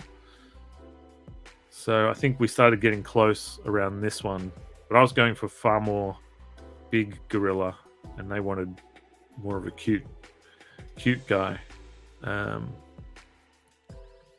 So then we landed on these. I think were sort of like the finished designs. Skinny, lanky body, close but not there. Too douchey, snarky looking. Ooh, this vibe. Lovable, a little dopey maybe. Yeah, and that's the one they landed on. So, and then yeah, you can see the different sketches I've sent over time. Send the sketches, get them approved, and then turn them into something pretty. That's the go. And so now we're laying this shirt design over the top of his shirt. Put it on the angle of the dangle. Put a clipping mask on it. Bring the old opacity down a little bit. Down to 50% is my standard. Merge them together. Merge that one together. And there you've got a near finished dude. Except this one we get to have a little bit of fun with and put some... lights on these things, which my thinking is we're just going to go big baubles of color. Maybe? Is that a thing? Let's see how we go. Inking. Dave Dye is inking. Sweet. Eagerly await Amazing Tales number 7. Assuming that's what you're inking.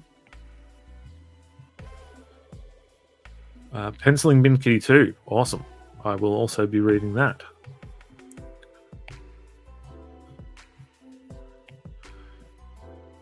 Sorting Comics just finished my Marvel Tales and Ultimate Spider-Man boxes. Man, Ultimate Spider... I meant to talk about this on Aussieverse, but we never got around to it.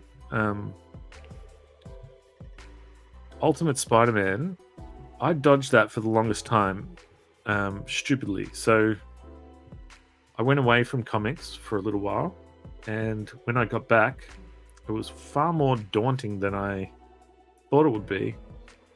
I walked into a comic book store, and I legit, even though like I knew these characters and everything, I still looked at it and I had no idea what to do, where to jump in, anything.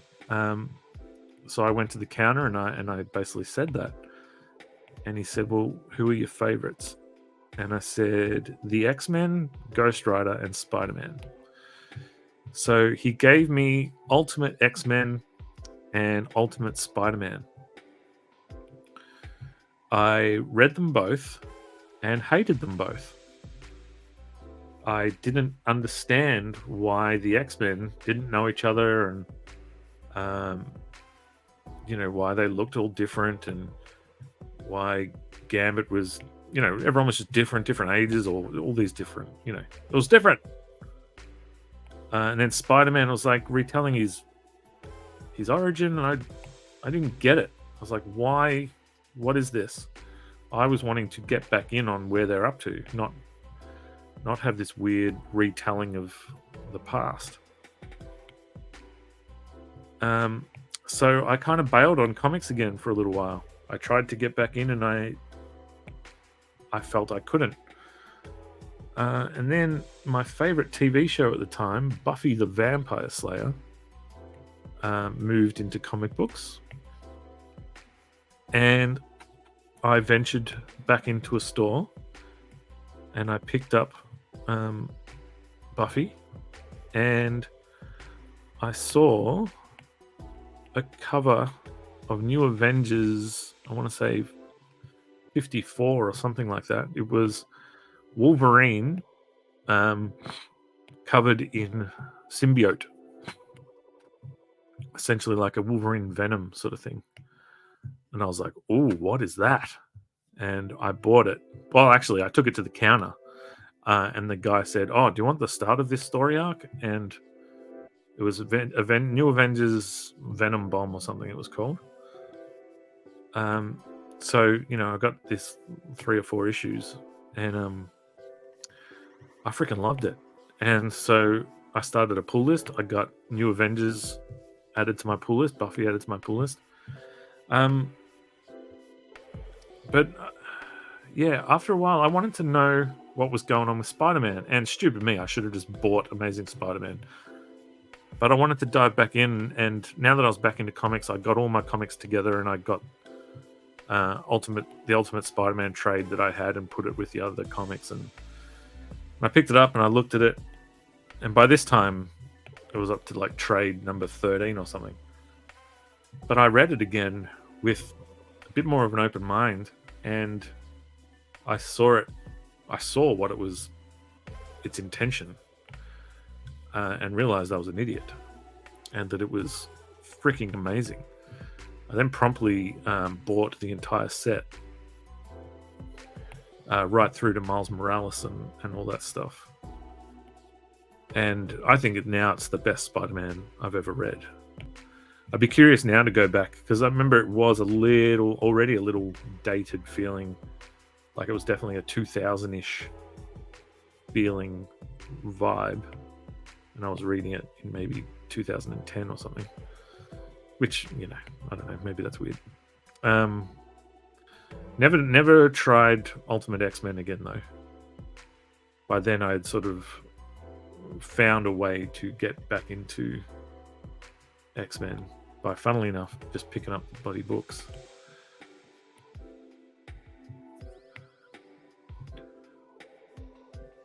OPDU, sweet flower.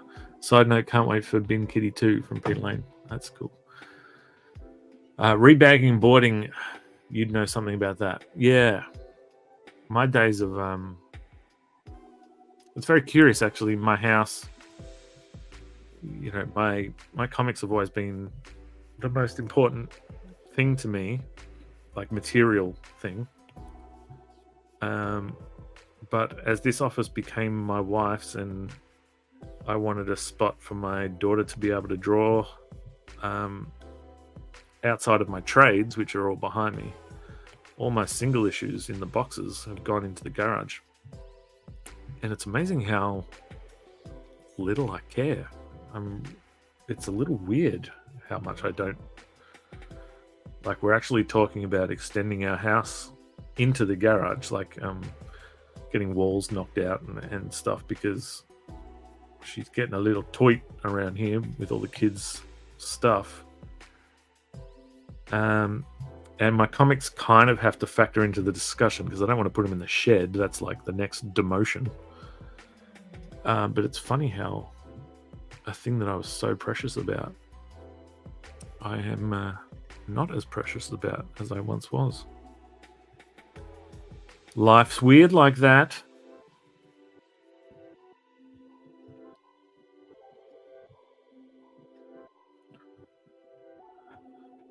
There's some sort of, maybe it's an out of sight, out of mind thing. Like once they went into the garage,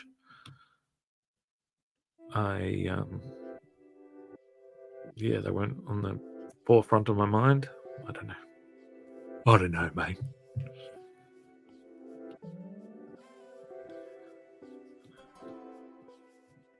Clipping. They're clipping.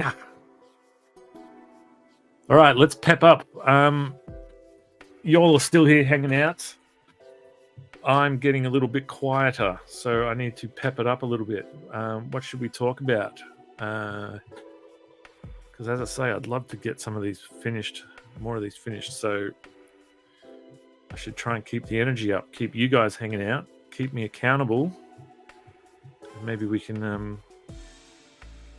get this thing squared away. So what should we talk about? I was trying to think of alternate worlds stories, or perhaps I shouldn't say the shop, so then I could be a little bit freer with. So we'll remove that from the edit.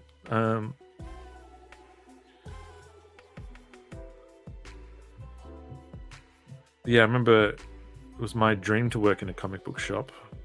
It's amazing how like quickly you just like, oh, that's what this is, and it's yeah, which is like not a careful what you wish for thing, but just like you build these things up in your mind and they're never quite what you think. That's not to say it like it was one of the better jobs I had.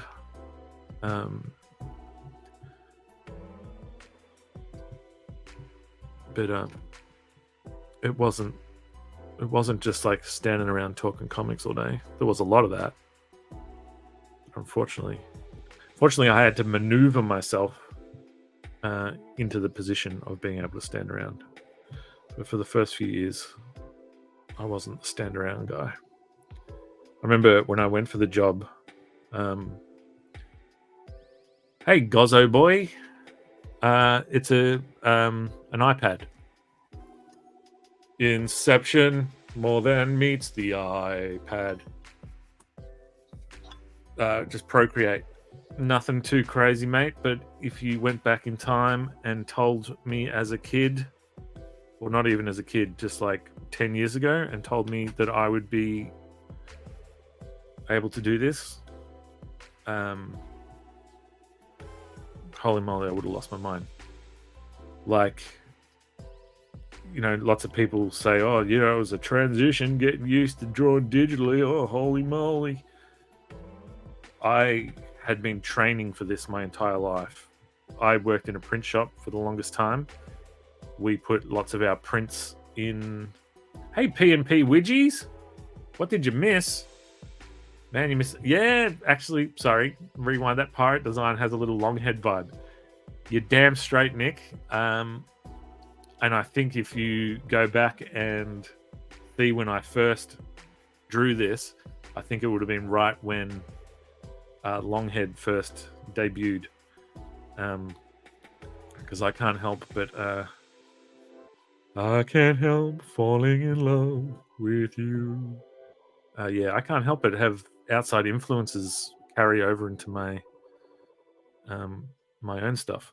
Also, though, I think I was just trying to, fill this thing out, and that's fun to draw, and it's not the character or anything. It's just this little thing. So I thought I can perhaps rip off Longhead there and just, I don't know. It's a fun little, it's a fun, awesome style Millie Holton has. What did I miss? P&P Widgies. Well, I don't know how you feel about the inner workings of an old idiot, but that's what we have been delving into. Oh, he's got an outie. Oh, yeah, I guess. I sort of thought it was like that. It's a bit of an innie. This is a mascot guy for a company that I do regular work for. It's their mascot thing, and they want Christmas gorillas. So here we be drawing Christmas gorillas. Yeah, I ended up hating comics for a few years after running a comic shop. Eventually found my love for it again. Eventually. P&P Widgies. No problem. You are correct. It did look like an outie. I meant it as an innie. But, yeah, there were outie vibes. Yeah. Pete, I don't know if I got to 8 levels. Actually working in a comic shop, like, really ramped up my collecting. And I definitely don't hate comics now, but it's money got tight and things had to be cut back, and COVID sort of hit, and I stopped working in the store, so I was not around them so frequently, and so I whittled my pull list down and down and down until I just realized I wasn't really desperate to read any of them in particular. And also I had started writing, and I kind of had too many stories in my head. I had too much going on, and I didn't want to read. I kind of had stopped reading a little bit. Even now, I'm not reading anywhere near as much as I was before Devil's Toilet 1 came out. Because I've just had so much other stories in my head, trying to keep them straight and whatever. So I stopped reading a little bit.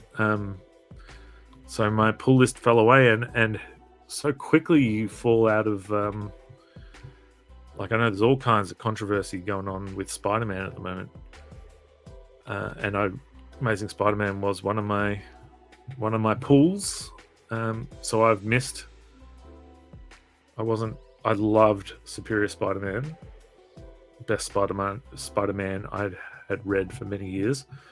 And then Nick Spencer took over, and I didn't love that. It was way too much boomerang silliness for me. I bailed on Amazing Spider-Man because of... and then, yeah, so I've missed all... I know there's all this crazy drama with Zeb Wells at the moment.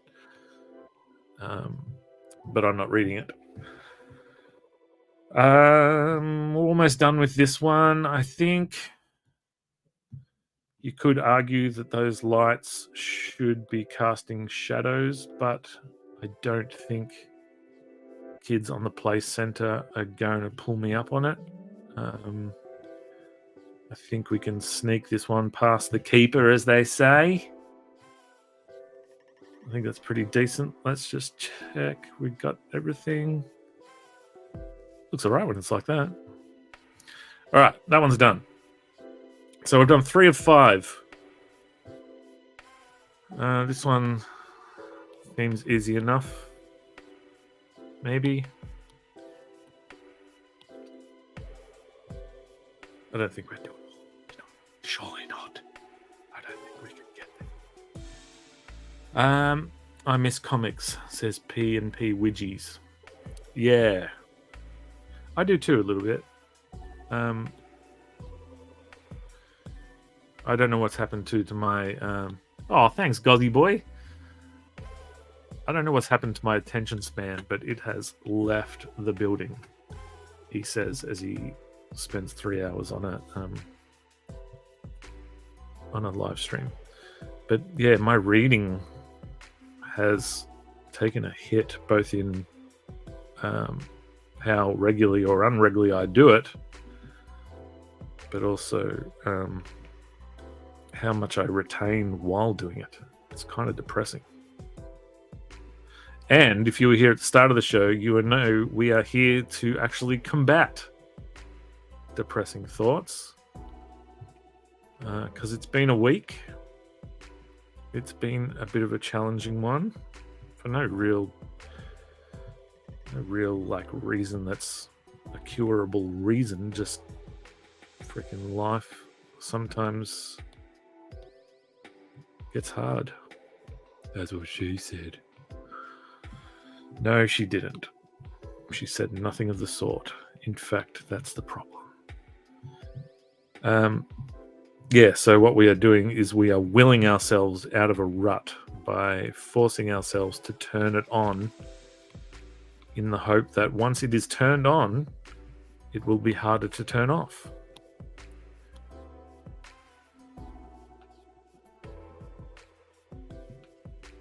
Because at a certain point, I had to fight back, otherwise, which has kind of been, which had me thinking about doing this, because drink and draw is often something I sometimes have to force myself to do, and I feel better for it, having turned myself on, but also checking in with my buddies and whatnot. So with not having that on the agenda this week, because we are on holiday, I thought I'm going to have to be a bit proactive. I'm going to have to make like a cholesterol reducing margarine and be proactive. Grocery jokes.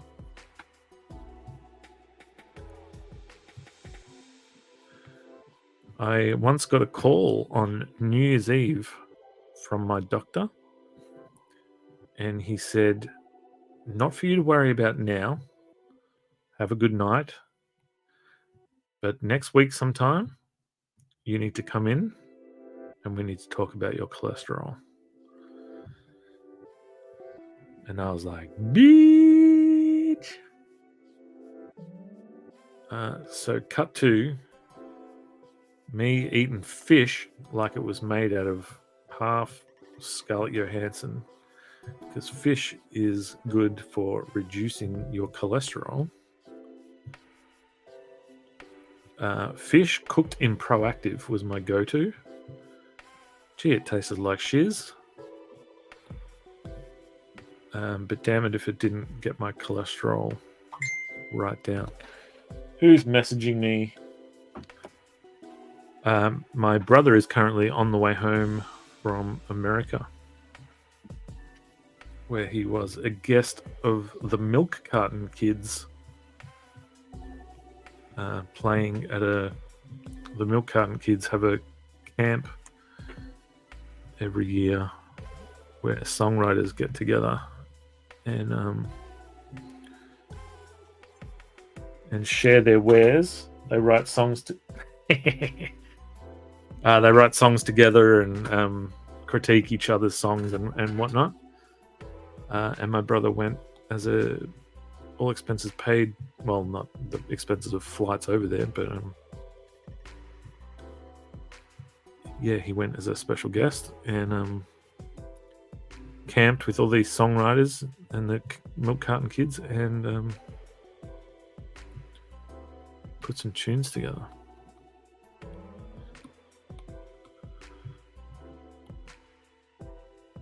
My brother has illustrious plans for Herb from Sluggish, which is interesting. He is in the comedy, acting, improv world, and believes Herb to be ripe for some stuff. So we're hopefully going to do some stuff. Right. I let my future self... Is your brother famous? You tell me. Ever heard of Bono? My brother's not Bono, but he does have a boner. No, that's not true. I mean, it's possibly true. His partner is pregnant. So one time he has had a Bono. No, my brother is not famous. You may have seen him when he was in Jaws. He played the shark. No, he has been on commercials and whatnot. But famous, I say nay. But the funny thing about the commercials that he was on, they were fairly widely played. And people who... So my brother is 8 years younger than me. And so people who hadn't seen me in about 8 years, when my brother's ad was on telly, I got at least 4 different text messages that said, "Holy crap, I just saw you on TV." And I was like, "Brah, it was me." Like Shaggy. And then when they see what I actually look like now, they were like, "Holy, you aged horribly. Like a trout."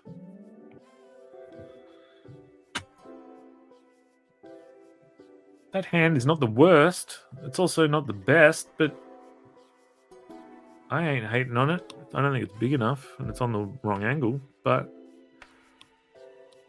do you know why? So I think that's why AI has such trouble with hands, because it is ripping off artists all over the world. And one of the trickiest things to draw that most artists, well, a fair percentage of artists struggle with, is hands.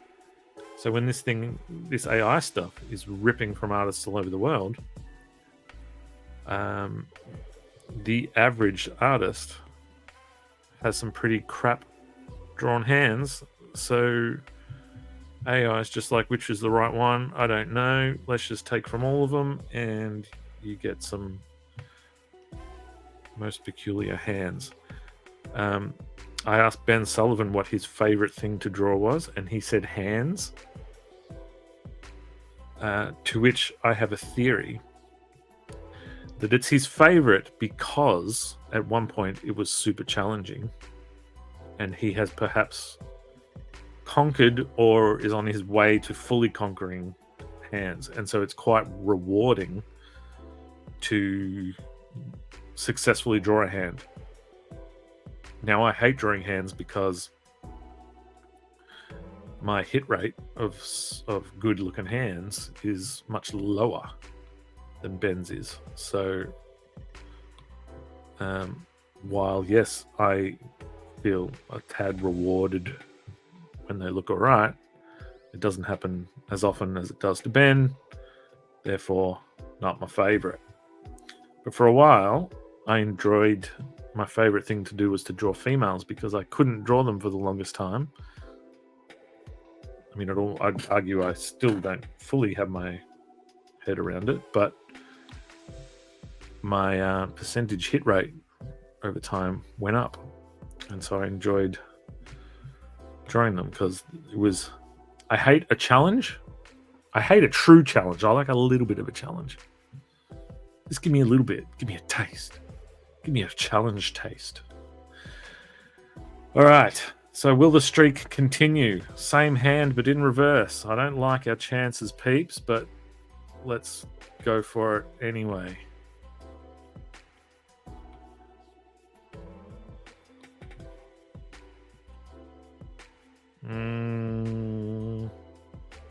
The angle's not right, guys. The angle's not right. So let's see if we can fake it till we make it. Can we?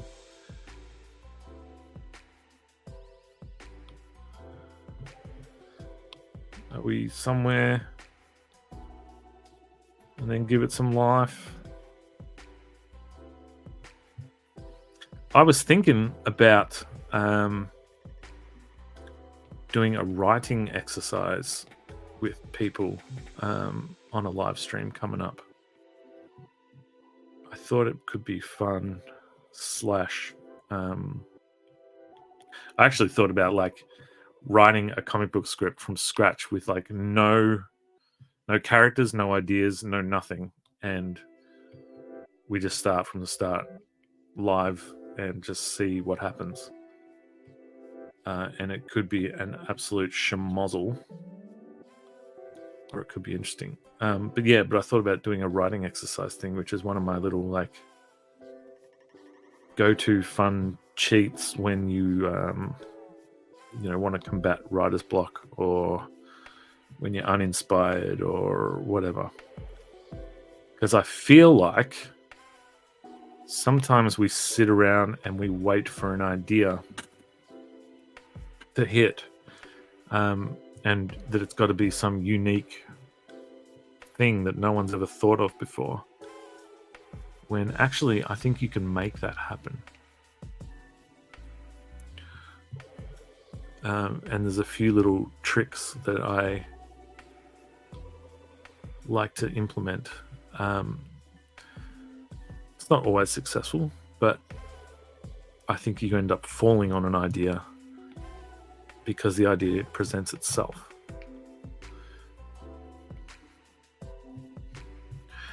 Like, yeah, if you're sitting around and waiting for like what's the gimmick, what's the thing no one's ever done before, I think that's the wrong way to do it. I don't know. I'm just a person with theories. But I think you can will it into existence. Yeah, so I want to do that. I want to do that live on streamy thing with y'all, in front of y'all, and experiment a little bit.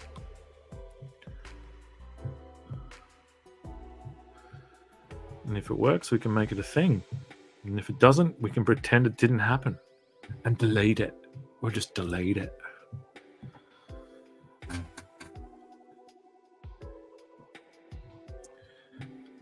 I like action poses a little bit. Hey Spedsy, that's a cool idea. I would be into doing that. I have so many ideas, but they kind of get stale and I ditch them. Hey Corey, allegory. Yeah, I see, and maybe this is a pompous way of looking at it, but I think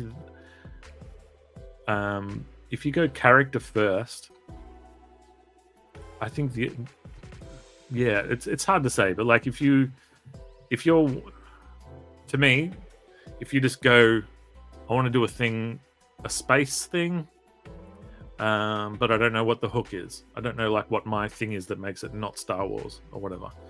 Then I'd be like, all right, let's sit down and let's make some characters and let's see what the characters want. Let's see what the characters come up with. Let's see, like, when you create this person and this person, what do they have in common? What do they have not so in common? Best question ever. Sorry. So yeah, and so the conflict or the camaraderie, whatever comes up, therein is the plot. Therein is the whatever. You find out those two characters you just created are brothers. All right, why are they arguing? Because of this. All right, well then, is that something they need to deal with, or is that like something that informs like the way that they carry themselves, etc. Yeah, and suddenly little things that need addressing present themselves. I just got an interesting thing. Checking out your channel. What's Acidrus? So I am streaming right now in a whole bunch of places. One being the Comics Network. So the Comics Network is run by a gentleman called Shane Siddle, and it's a place where creators from all over Australia get to show off their wares and whatnot. Comics is a network of Australian creators, but it's also a publishing house that publishes many awesome comic books. One of which is written and created by Shane himself, and that's his character called Sidrus, who is a super being of sorts, and his tales are told by a whole bunch of people from throughout the Australian comic book community. So that comic book, if you want to read more, you could head to comics.shop, and there you'll get like a little what's it about and all that sort of whatnot when you click on Sidrus. But basically, it's a comic book that is published by Comics Studios. So yes, I am part of Comics, but I wouldn't so much say that this is my channel.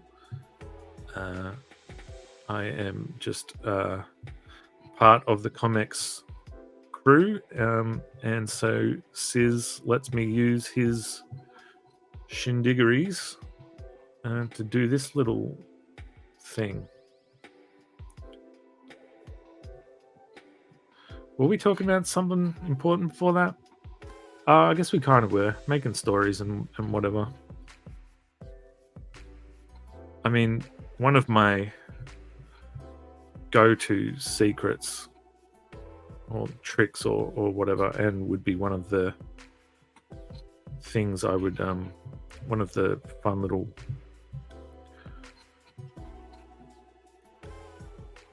can you tell I don't like the way his shirt was hanging? So I'm trying to fix it.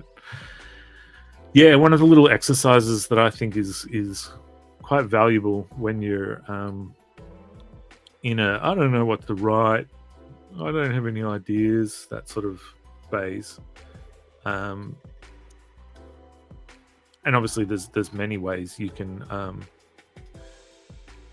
tackle that, but one of the ways that I like to do is what I call, and it might even be wherever I got it from, it might have even been what they call it, so I dare not say it's what I call because I didn't create it, but put them in a room. That's what the exercise is sort of called in my mind. I've done it like in a writers group thing, a presentation thing, and I called it put them in a room. And that's basically just, you've got one person in a room and you basically write it however you're comfortable. If you're writing it like prose, if you're writing it like a comic book script, or if you're just writing stuff. Man, this shirt sucks.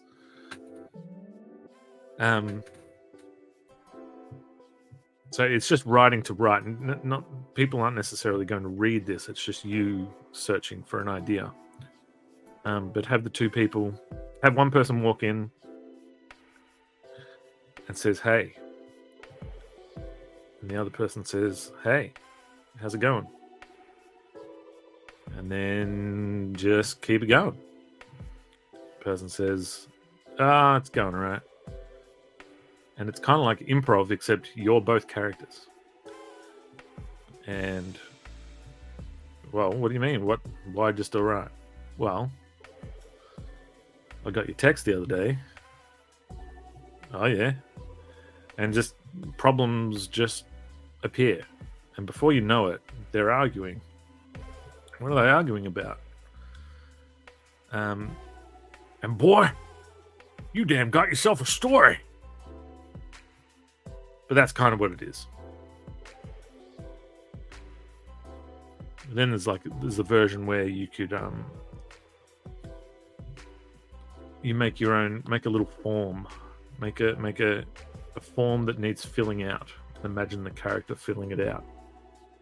So you write a form that like starts name, sex, yes please, fears, goals, work history. There's no rules. You put on this form whatever you would like to see, and like you say fears, and the fears can be he fears failure. It can also be he's scared of spiders. You get as literal or as metaphorical or whatever as you wish. And suddenly these characters start getting these traits. And also another cool thing is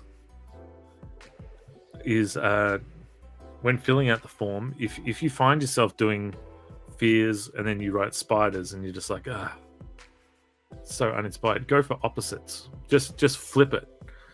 So if the first thing you think to write is that he's scared of spiders, well, do it that he loves spiders, or do it what eats spiders? Birds. All right, he's scared of birds. And so suddenly, by flipping the script, you've just given yourself something that was not your first thought. Is something weird, is something random. And suddenly you find that this thing writes itself. And okay, he's scared of failure. All right, well, that's maybe that's been written about a lot. What if he's scared of success? Suddenly, that's kind of interesting. Well, what's been his dream, his goal? Why would he be scared of it? What would happen if he got his wish or whatever? And then, by golly, boy, you got yourself a story. Allegory rhymes with Corey. Good advice. I seem to be really into doing character designs. I put so much work into them. Sometimes I wish I could pass them on to someone who is a better writer. Well, you can do that. But I'd also almost dare you to try and give it a crack yourself. Especially too, like when it's just you on a computer. Like there's sort of like there's a thing like if you're in a creative collaboration, the rule should be there are no bad ideas. Because at the moment that you start thinking there are bad ideas, that's the moment that people stop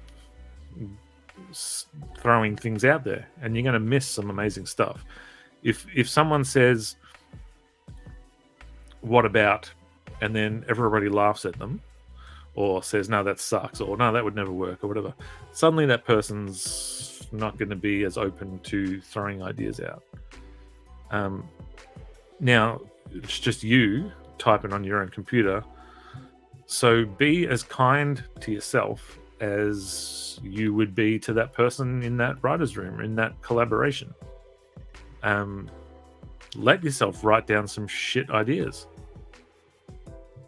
That they might not be shit when you wake up and look at them tomorrow morning. They might...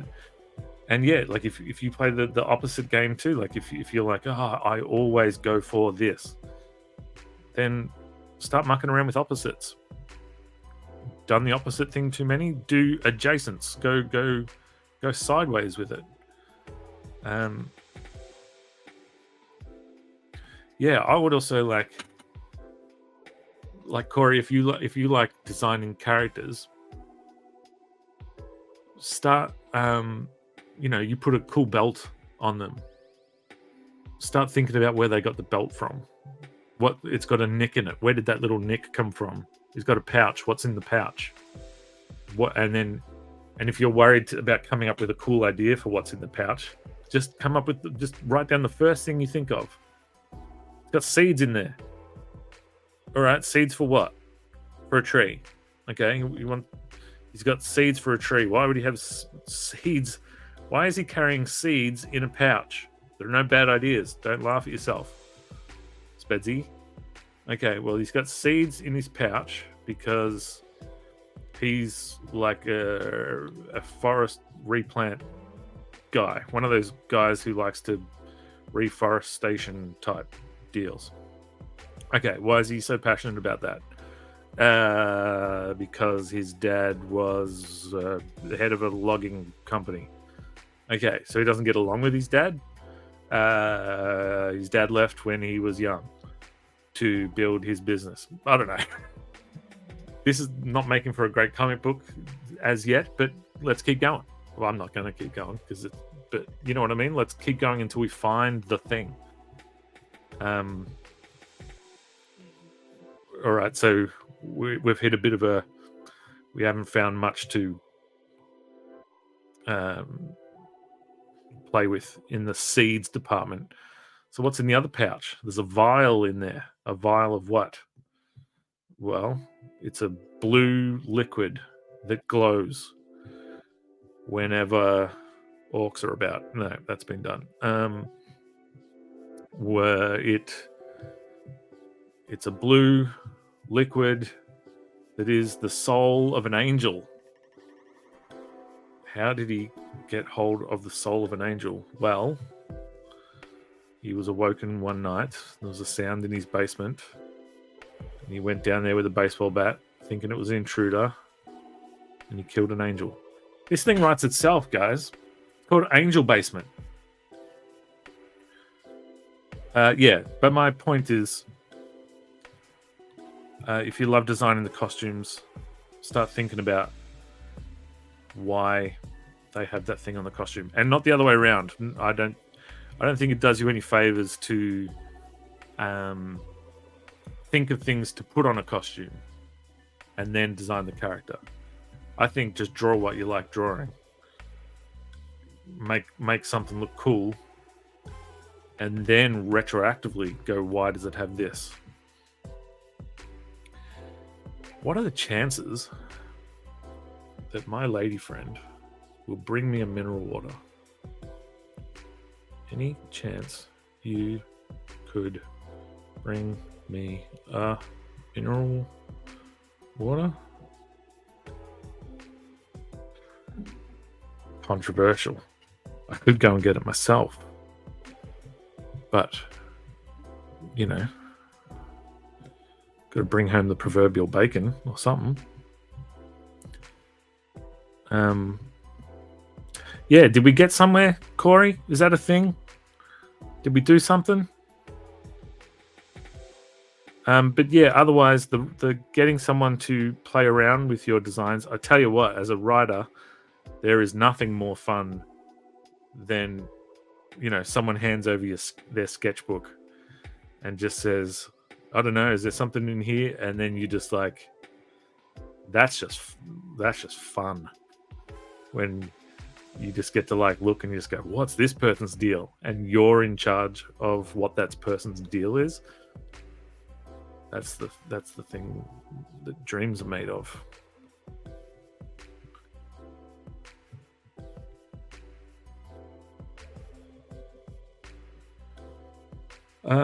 I once had a little nick in me, says Nick May. Hey, why was it in you? That sounds wrong, Mr. May. I feel a little sick now, says Shane, creator of Sidrus. Sis, I don't know if you saw a little earlier. Someone was asking me, what is a Sidrus?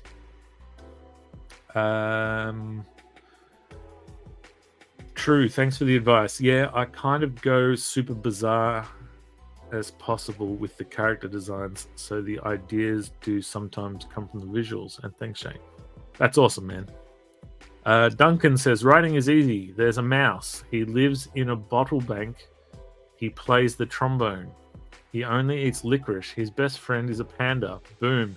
There's a timeless children's classic. Is that a real thing? Hang on, let me reread it. There's a mouse. He lives in a bottle bank. He plays trombone. Is this Mickey Mouse? He only eats licorice and his best friend is a panda. No, that's not Mickey Mouse. Boom. There's a timeless children's classic. If that's not a thing, it's a thing now. I don't know what a bottle bank is, but I'm eager to find out. This mouse, trombone playing mouse who eats licorice. I mean, how does a mouse end up hanging out with a panda? That's half your story right there. A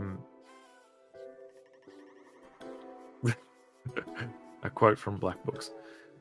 All right, Duncan, challenge. I want you to write down the exact same thing that you just wrote, but swap something for the mouse, swap something for the bottle bank, swap something for the trombone, swap out the licorice, swap out the panda. Go. There's a something, he lives in a something, he plays the something, he only eats something, and his best friend is a something. This is, what's that game they play? It's an American thing where they, Mad Libs. That's what it is. It's a Mad Lib. And then so what you do in a Mad Lib is you basically write ass every time, or ass. And so it'd be writing his ass. There's an ass and he lives in an ass. He plays the ass and he only eats ass. And his best friend is an ass. Boom. There's a timeless ass classic.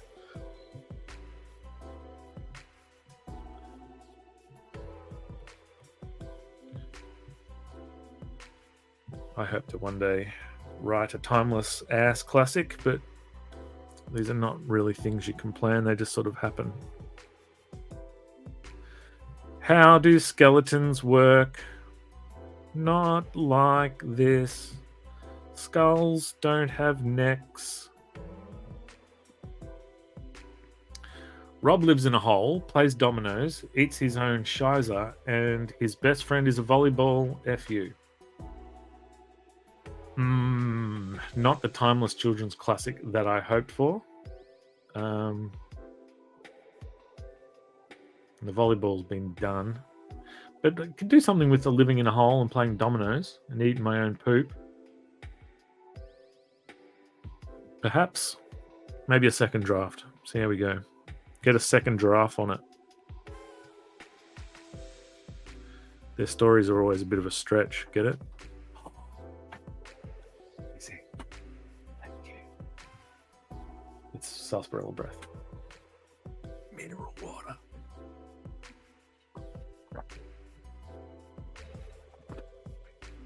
All right, let's finish this one, and then we'll go to bed together. She left the door open. I tell you, I can say nonsense in front of people on the internet, but I can't have my lady friend hear the nonsense. I don't know what that means. Skeleton hands are made of bones, but I'm going to do them as fingers. Lazy.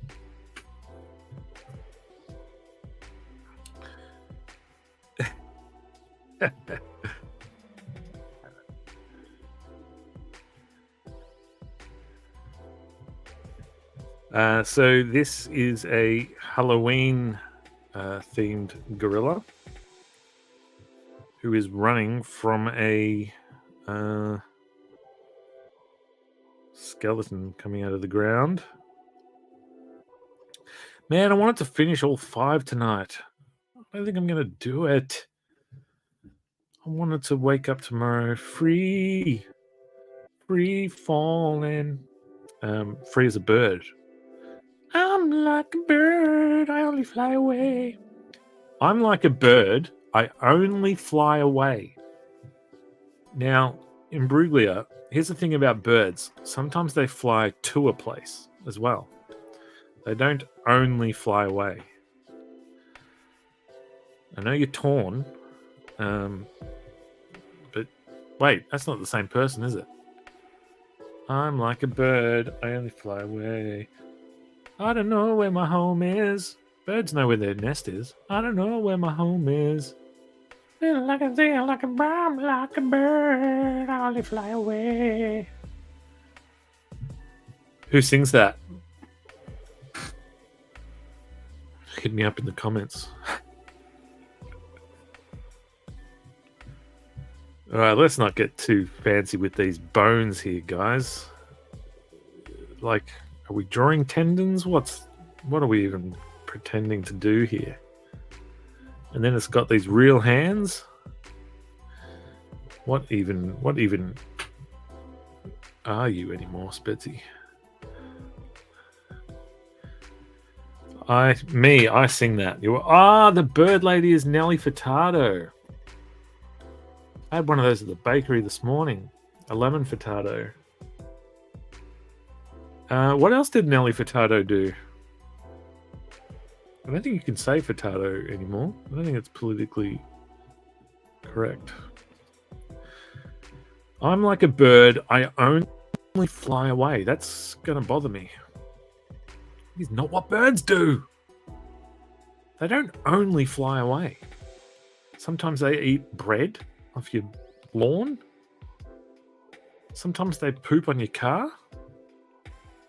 I'm like a bird. I only poop on your car, fly where in huge flocks, feed my babies, build nests. She's singing about homeless birds with responsibility issues. Oh. Nick May going deep on that ass. We haven't done one of those in a while. This is my new thing. So it's as old as the hills, mate. But I rely too much on I'll blank you in a minute as my go-to joke. So I think I'm going to start doing things on that ass. So, you might be saying, I'm building a shed. And normally I would say, I'll build you in a minute. Doesn't even make sense. So you say, I'm building a shed. And I'll say, I'm building a shed on that ass. It's a bit more risque. But yeah, I'm going to try and make it a thing. So, my rotation, I think, g'day, mate, still got some legs. So we'll keep that going for a little bit longer. I think I'll blank you in a minute is on its last days. So it's time to replace it with on that ass. So get ready, Dave Dye. If you're still busy inking, soon I'm going to be busy inking that ass.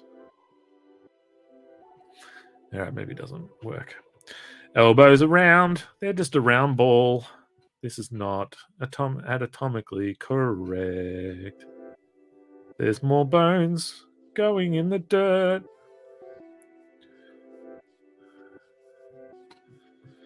And then we put a little dirt pile there.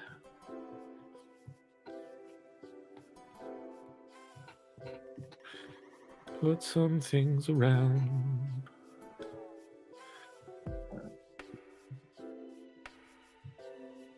Pretty sure Nelly woman popped out kids and retired. I'm like a mum. I only pop out kids. See? When you make it about a person, it's disrespectful, isn't it? Mums are a lot more than just popping out kids. Whereas she's saying that all birds do is fly away. So, and they don't even know where their home is. Have you ever seen a bird? Where do you think they go every day? Too many bones in that arm. Yeah. But at the end of the day, which is now, it is right now the end of the day,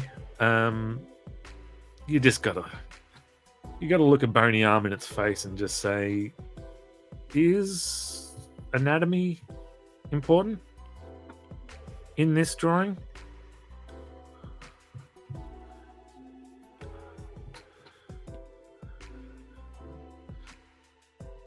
Let's put a Nick May in there, shall we? Yeah, look at that. Quick would be proud.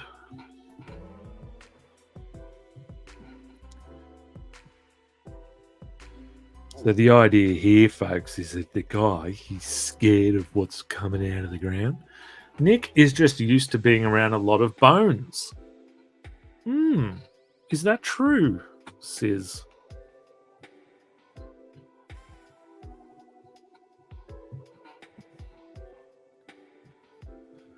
All right, let's color this sucker. Where are our palettes? Where are our palettes? We do the hedge. Oh, son of a bee. What the dickens?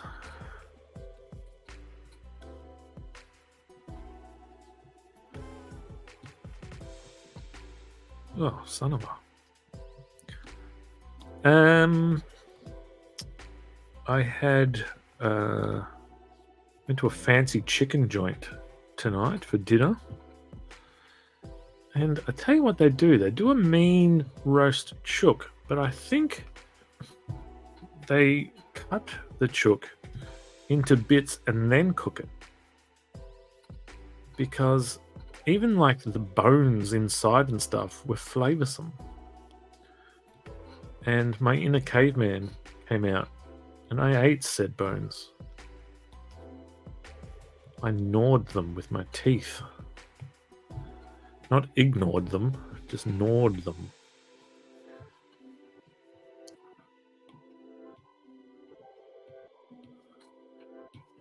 Ah, son of a crumpet. All right, so let's think. Have I been in any other fights? Fighting was a thing we talked about earlier.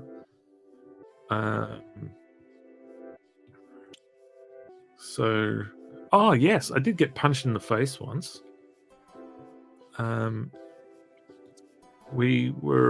Me and some buddies. We were at me and two buddies. We were at a rock and roll show. A friend's band was playing,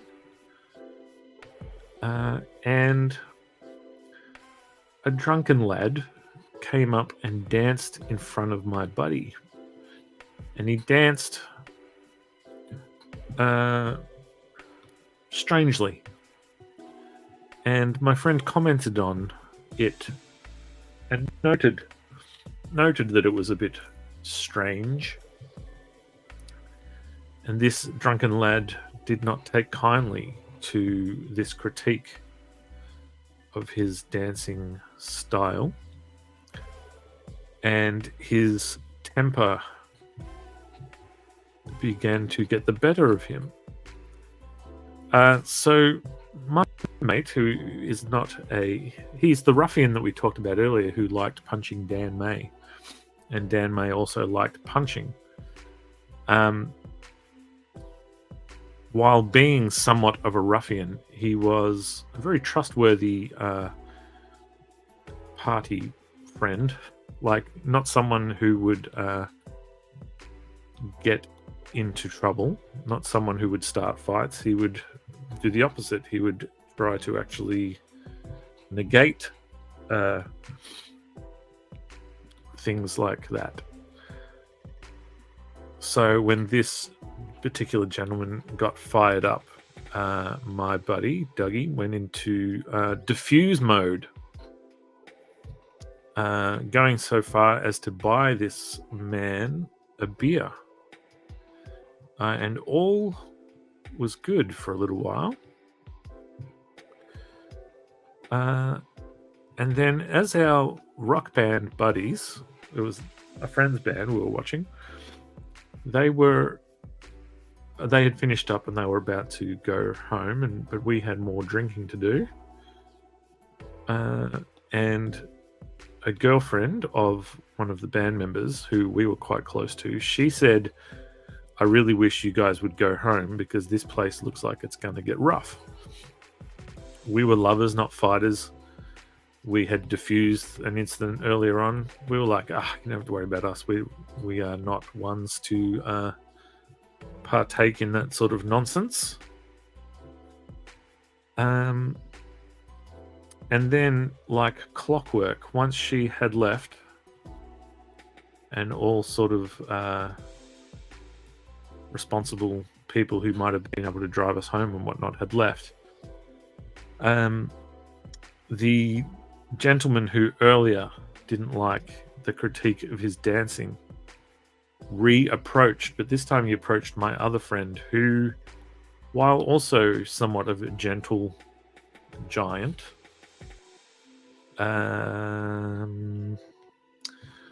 probably wasn't as diffusing as he could be.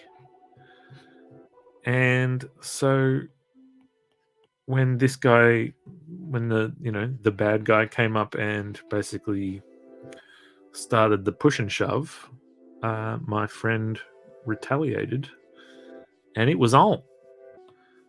And so I innocently tried to separate two of them. And for that, I got a fist in the jaw. And my first inclination was like a poof, and I was like, oh. And I thought, oh well. And I picked up my beer and I went to drink it, and the whole beer went red with blood. And I was like, oh. Yeah, like my lip had been busted open.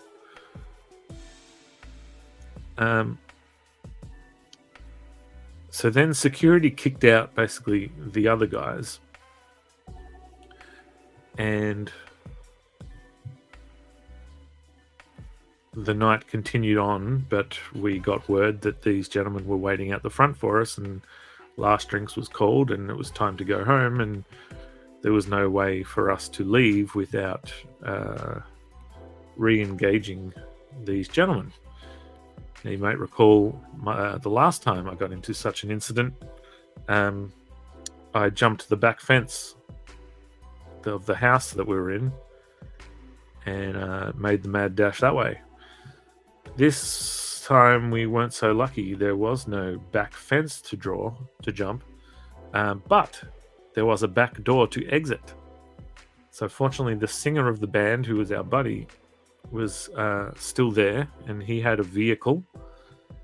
And security said, how about you bring your car around? I'll send these guys out the back, and you can, sneak them into the car that way. So, we get in the car, and then, of course, we drive around the front of the pub. And we had to, of course, sing out the window. Like, eat shit, you dickheads were. And they were none too happy that we had escaped unscathed. One can be both a lover and a fighter. Smash a face, then go out and smash a clam or two. That's a rich, full day right there. Yeah, any pearls in those clams? It's been a while since I worked the docks. But yeah, is that still a thing when you're smashing clams? You look out for pearls. Not pearls of wisdom, actual pearls. Have you ever thought about doing an autobiographical comic? You have a lot of great fodder to use. I sort of have. I have a comic book called Sluggish, which is probably the nearest to... it takes a lot of real world bits and pieces and puts them into sort of a narrative of sorts. Like, kind of. And it's funny that actually issue 3 I have begun writing, and it will take a few things from the very recent times and put it into a fictional whatnot. I got to work on saying whatnot less too. Man, I say that too much. But it's my don't know what to say. Like, I've left a sentence hanging, and that's one way to wrap it up. I'll tell you that for free. Yeah, the pearl is right above the opening. You can stimulate it with your... Okay. Yeah, I should read these before I read them out loud. But yeah, very different to my days back on the old pier. Oh well. The world is changing. Yeah, I shouldn't have read it out, Sis. But, you live and learn.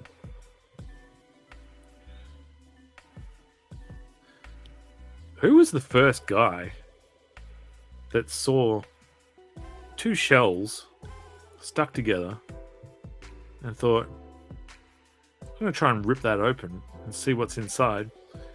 And the first few times there's nothing in there, but he keeps looking. And then one time there's a pearl in there. And he's like, oh, that's a pretty little ball. And then they decide, well, those balls are kind of hard to come by. It was just sexier than I meant it.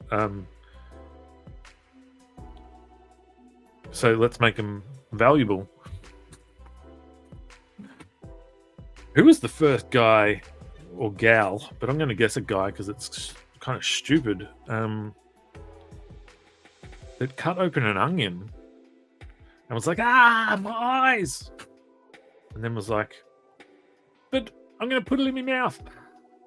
Like, have you ever seen or been in contact with something that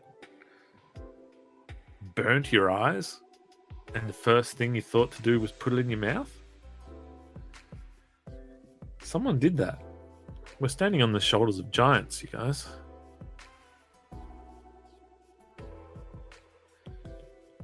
I mean, there was a guy who basically pulled a carrot out of the ground and went, oh, that looks like a little orange dick. I might put it in my mouth. I was like, you know what? I can see better now. Or I've got more hairs on my chest. I can't remember what carrots are meant to do.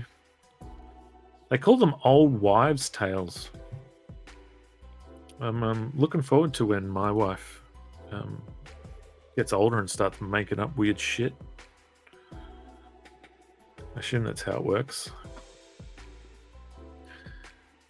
That was a really in-depth metaphor.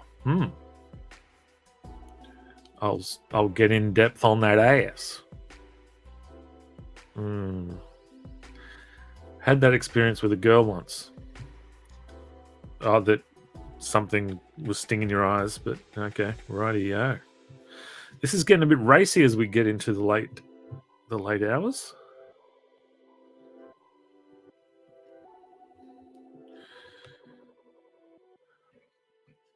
All right.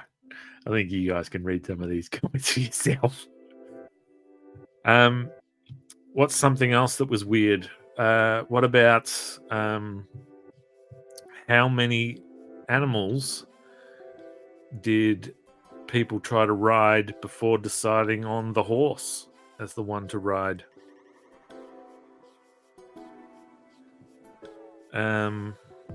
What about that? For someone that hasn't seen a giraffe before, a unicorn is more plausible. Like if you said to someone, see that horse, there's one that's got a single horn on its head, and there's one that's neck is like 3 meters long. One of them is fictitious. What do you think? They'd say the one with the 3 meter long neck.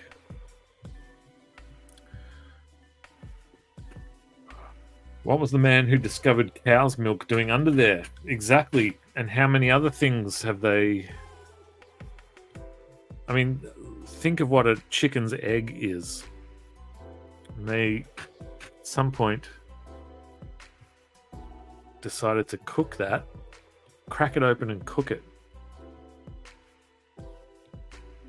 So how many other things did they crack open and cook to see what they were like?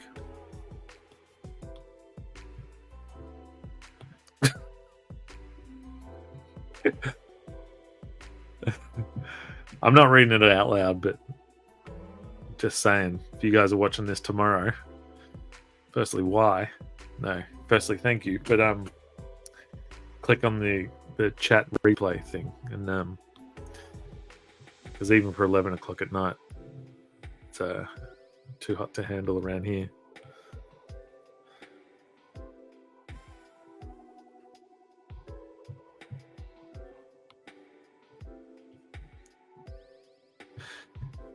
Which, so obviously mankind has tried to eat all the poops of all the animals.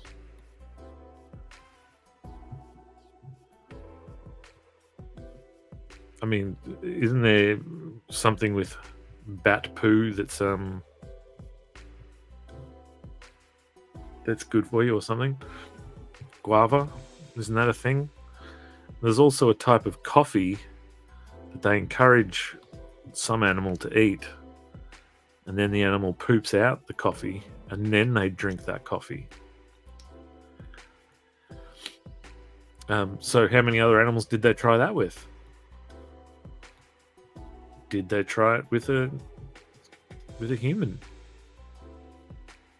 I buy coffee every morning for my lady friend, and the other day the coffee lady said, "Let me know what she thinks. We tried out new beans."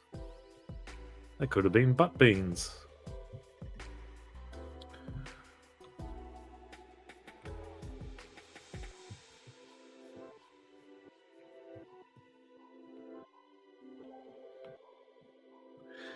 We're nearly there, guys. We're nearly there.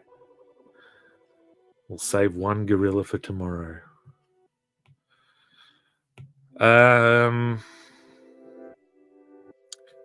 What's something else? Think about how many times Tesla and his mate that doesn't get any credit zap themselves while trying to harness electricity. There's some dudes that wouldn't have had curly hair for long. Spedsy, you're still here. I know. I was trying to finish these damn gorillas. I've done 4 or 5.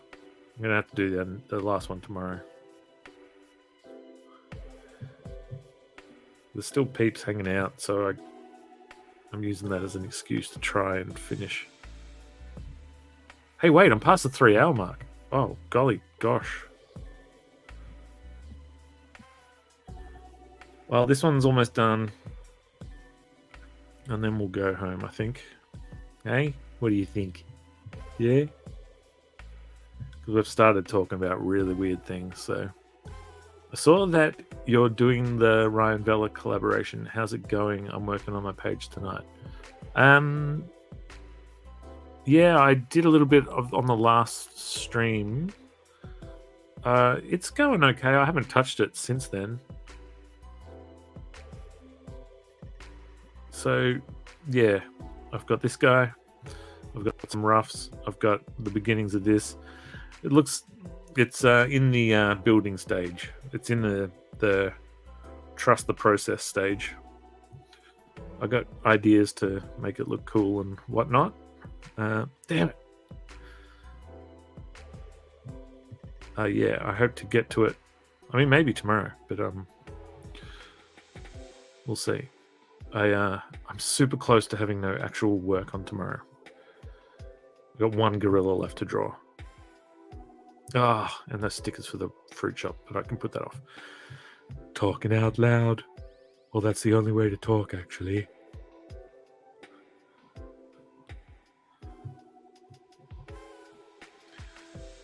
Oh, thanks, Corey.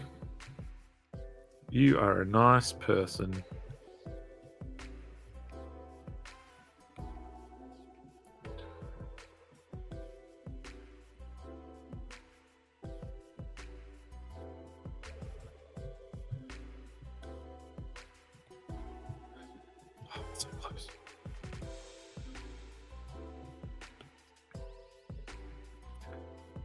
Now I'm just gonna get her done.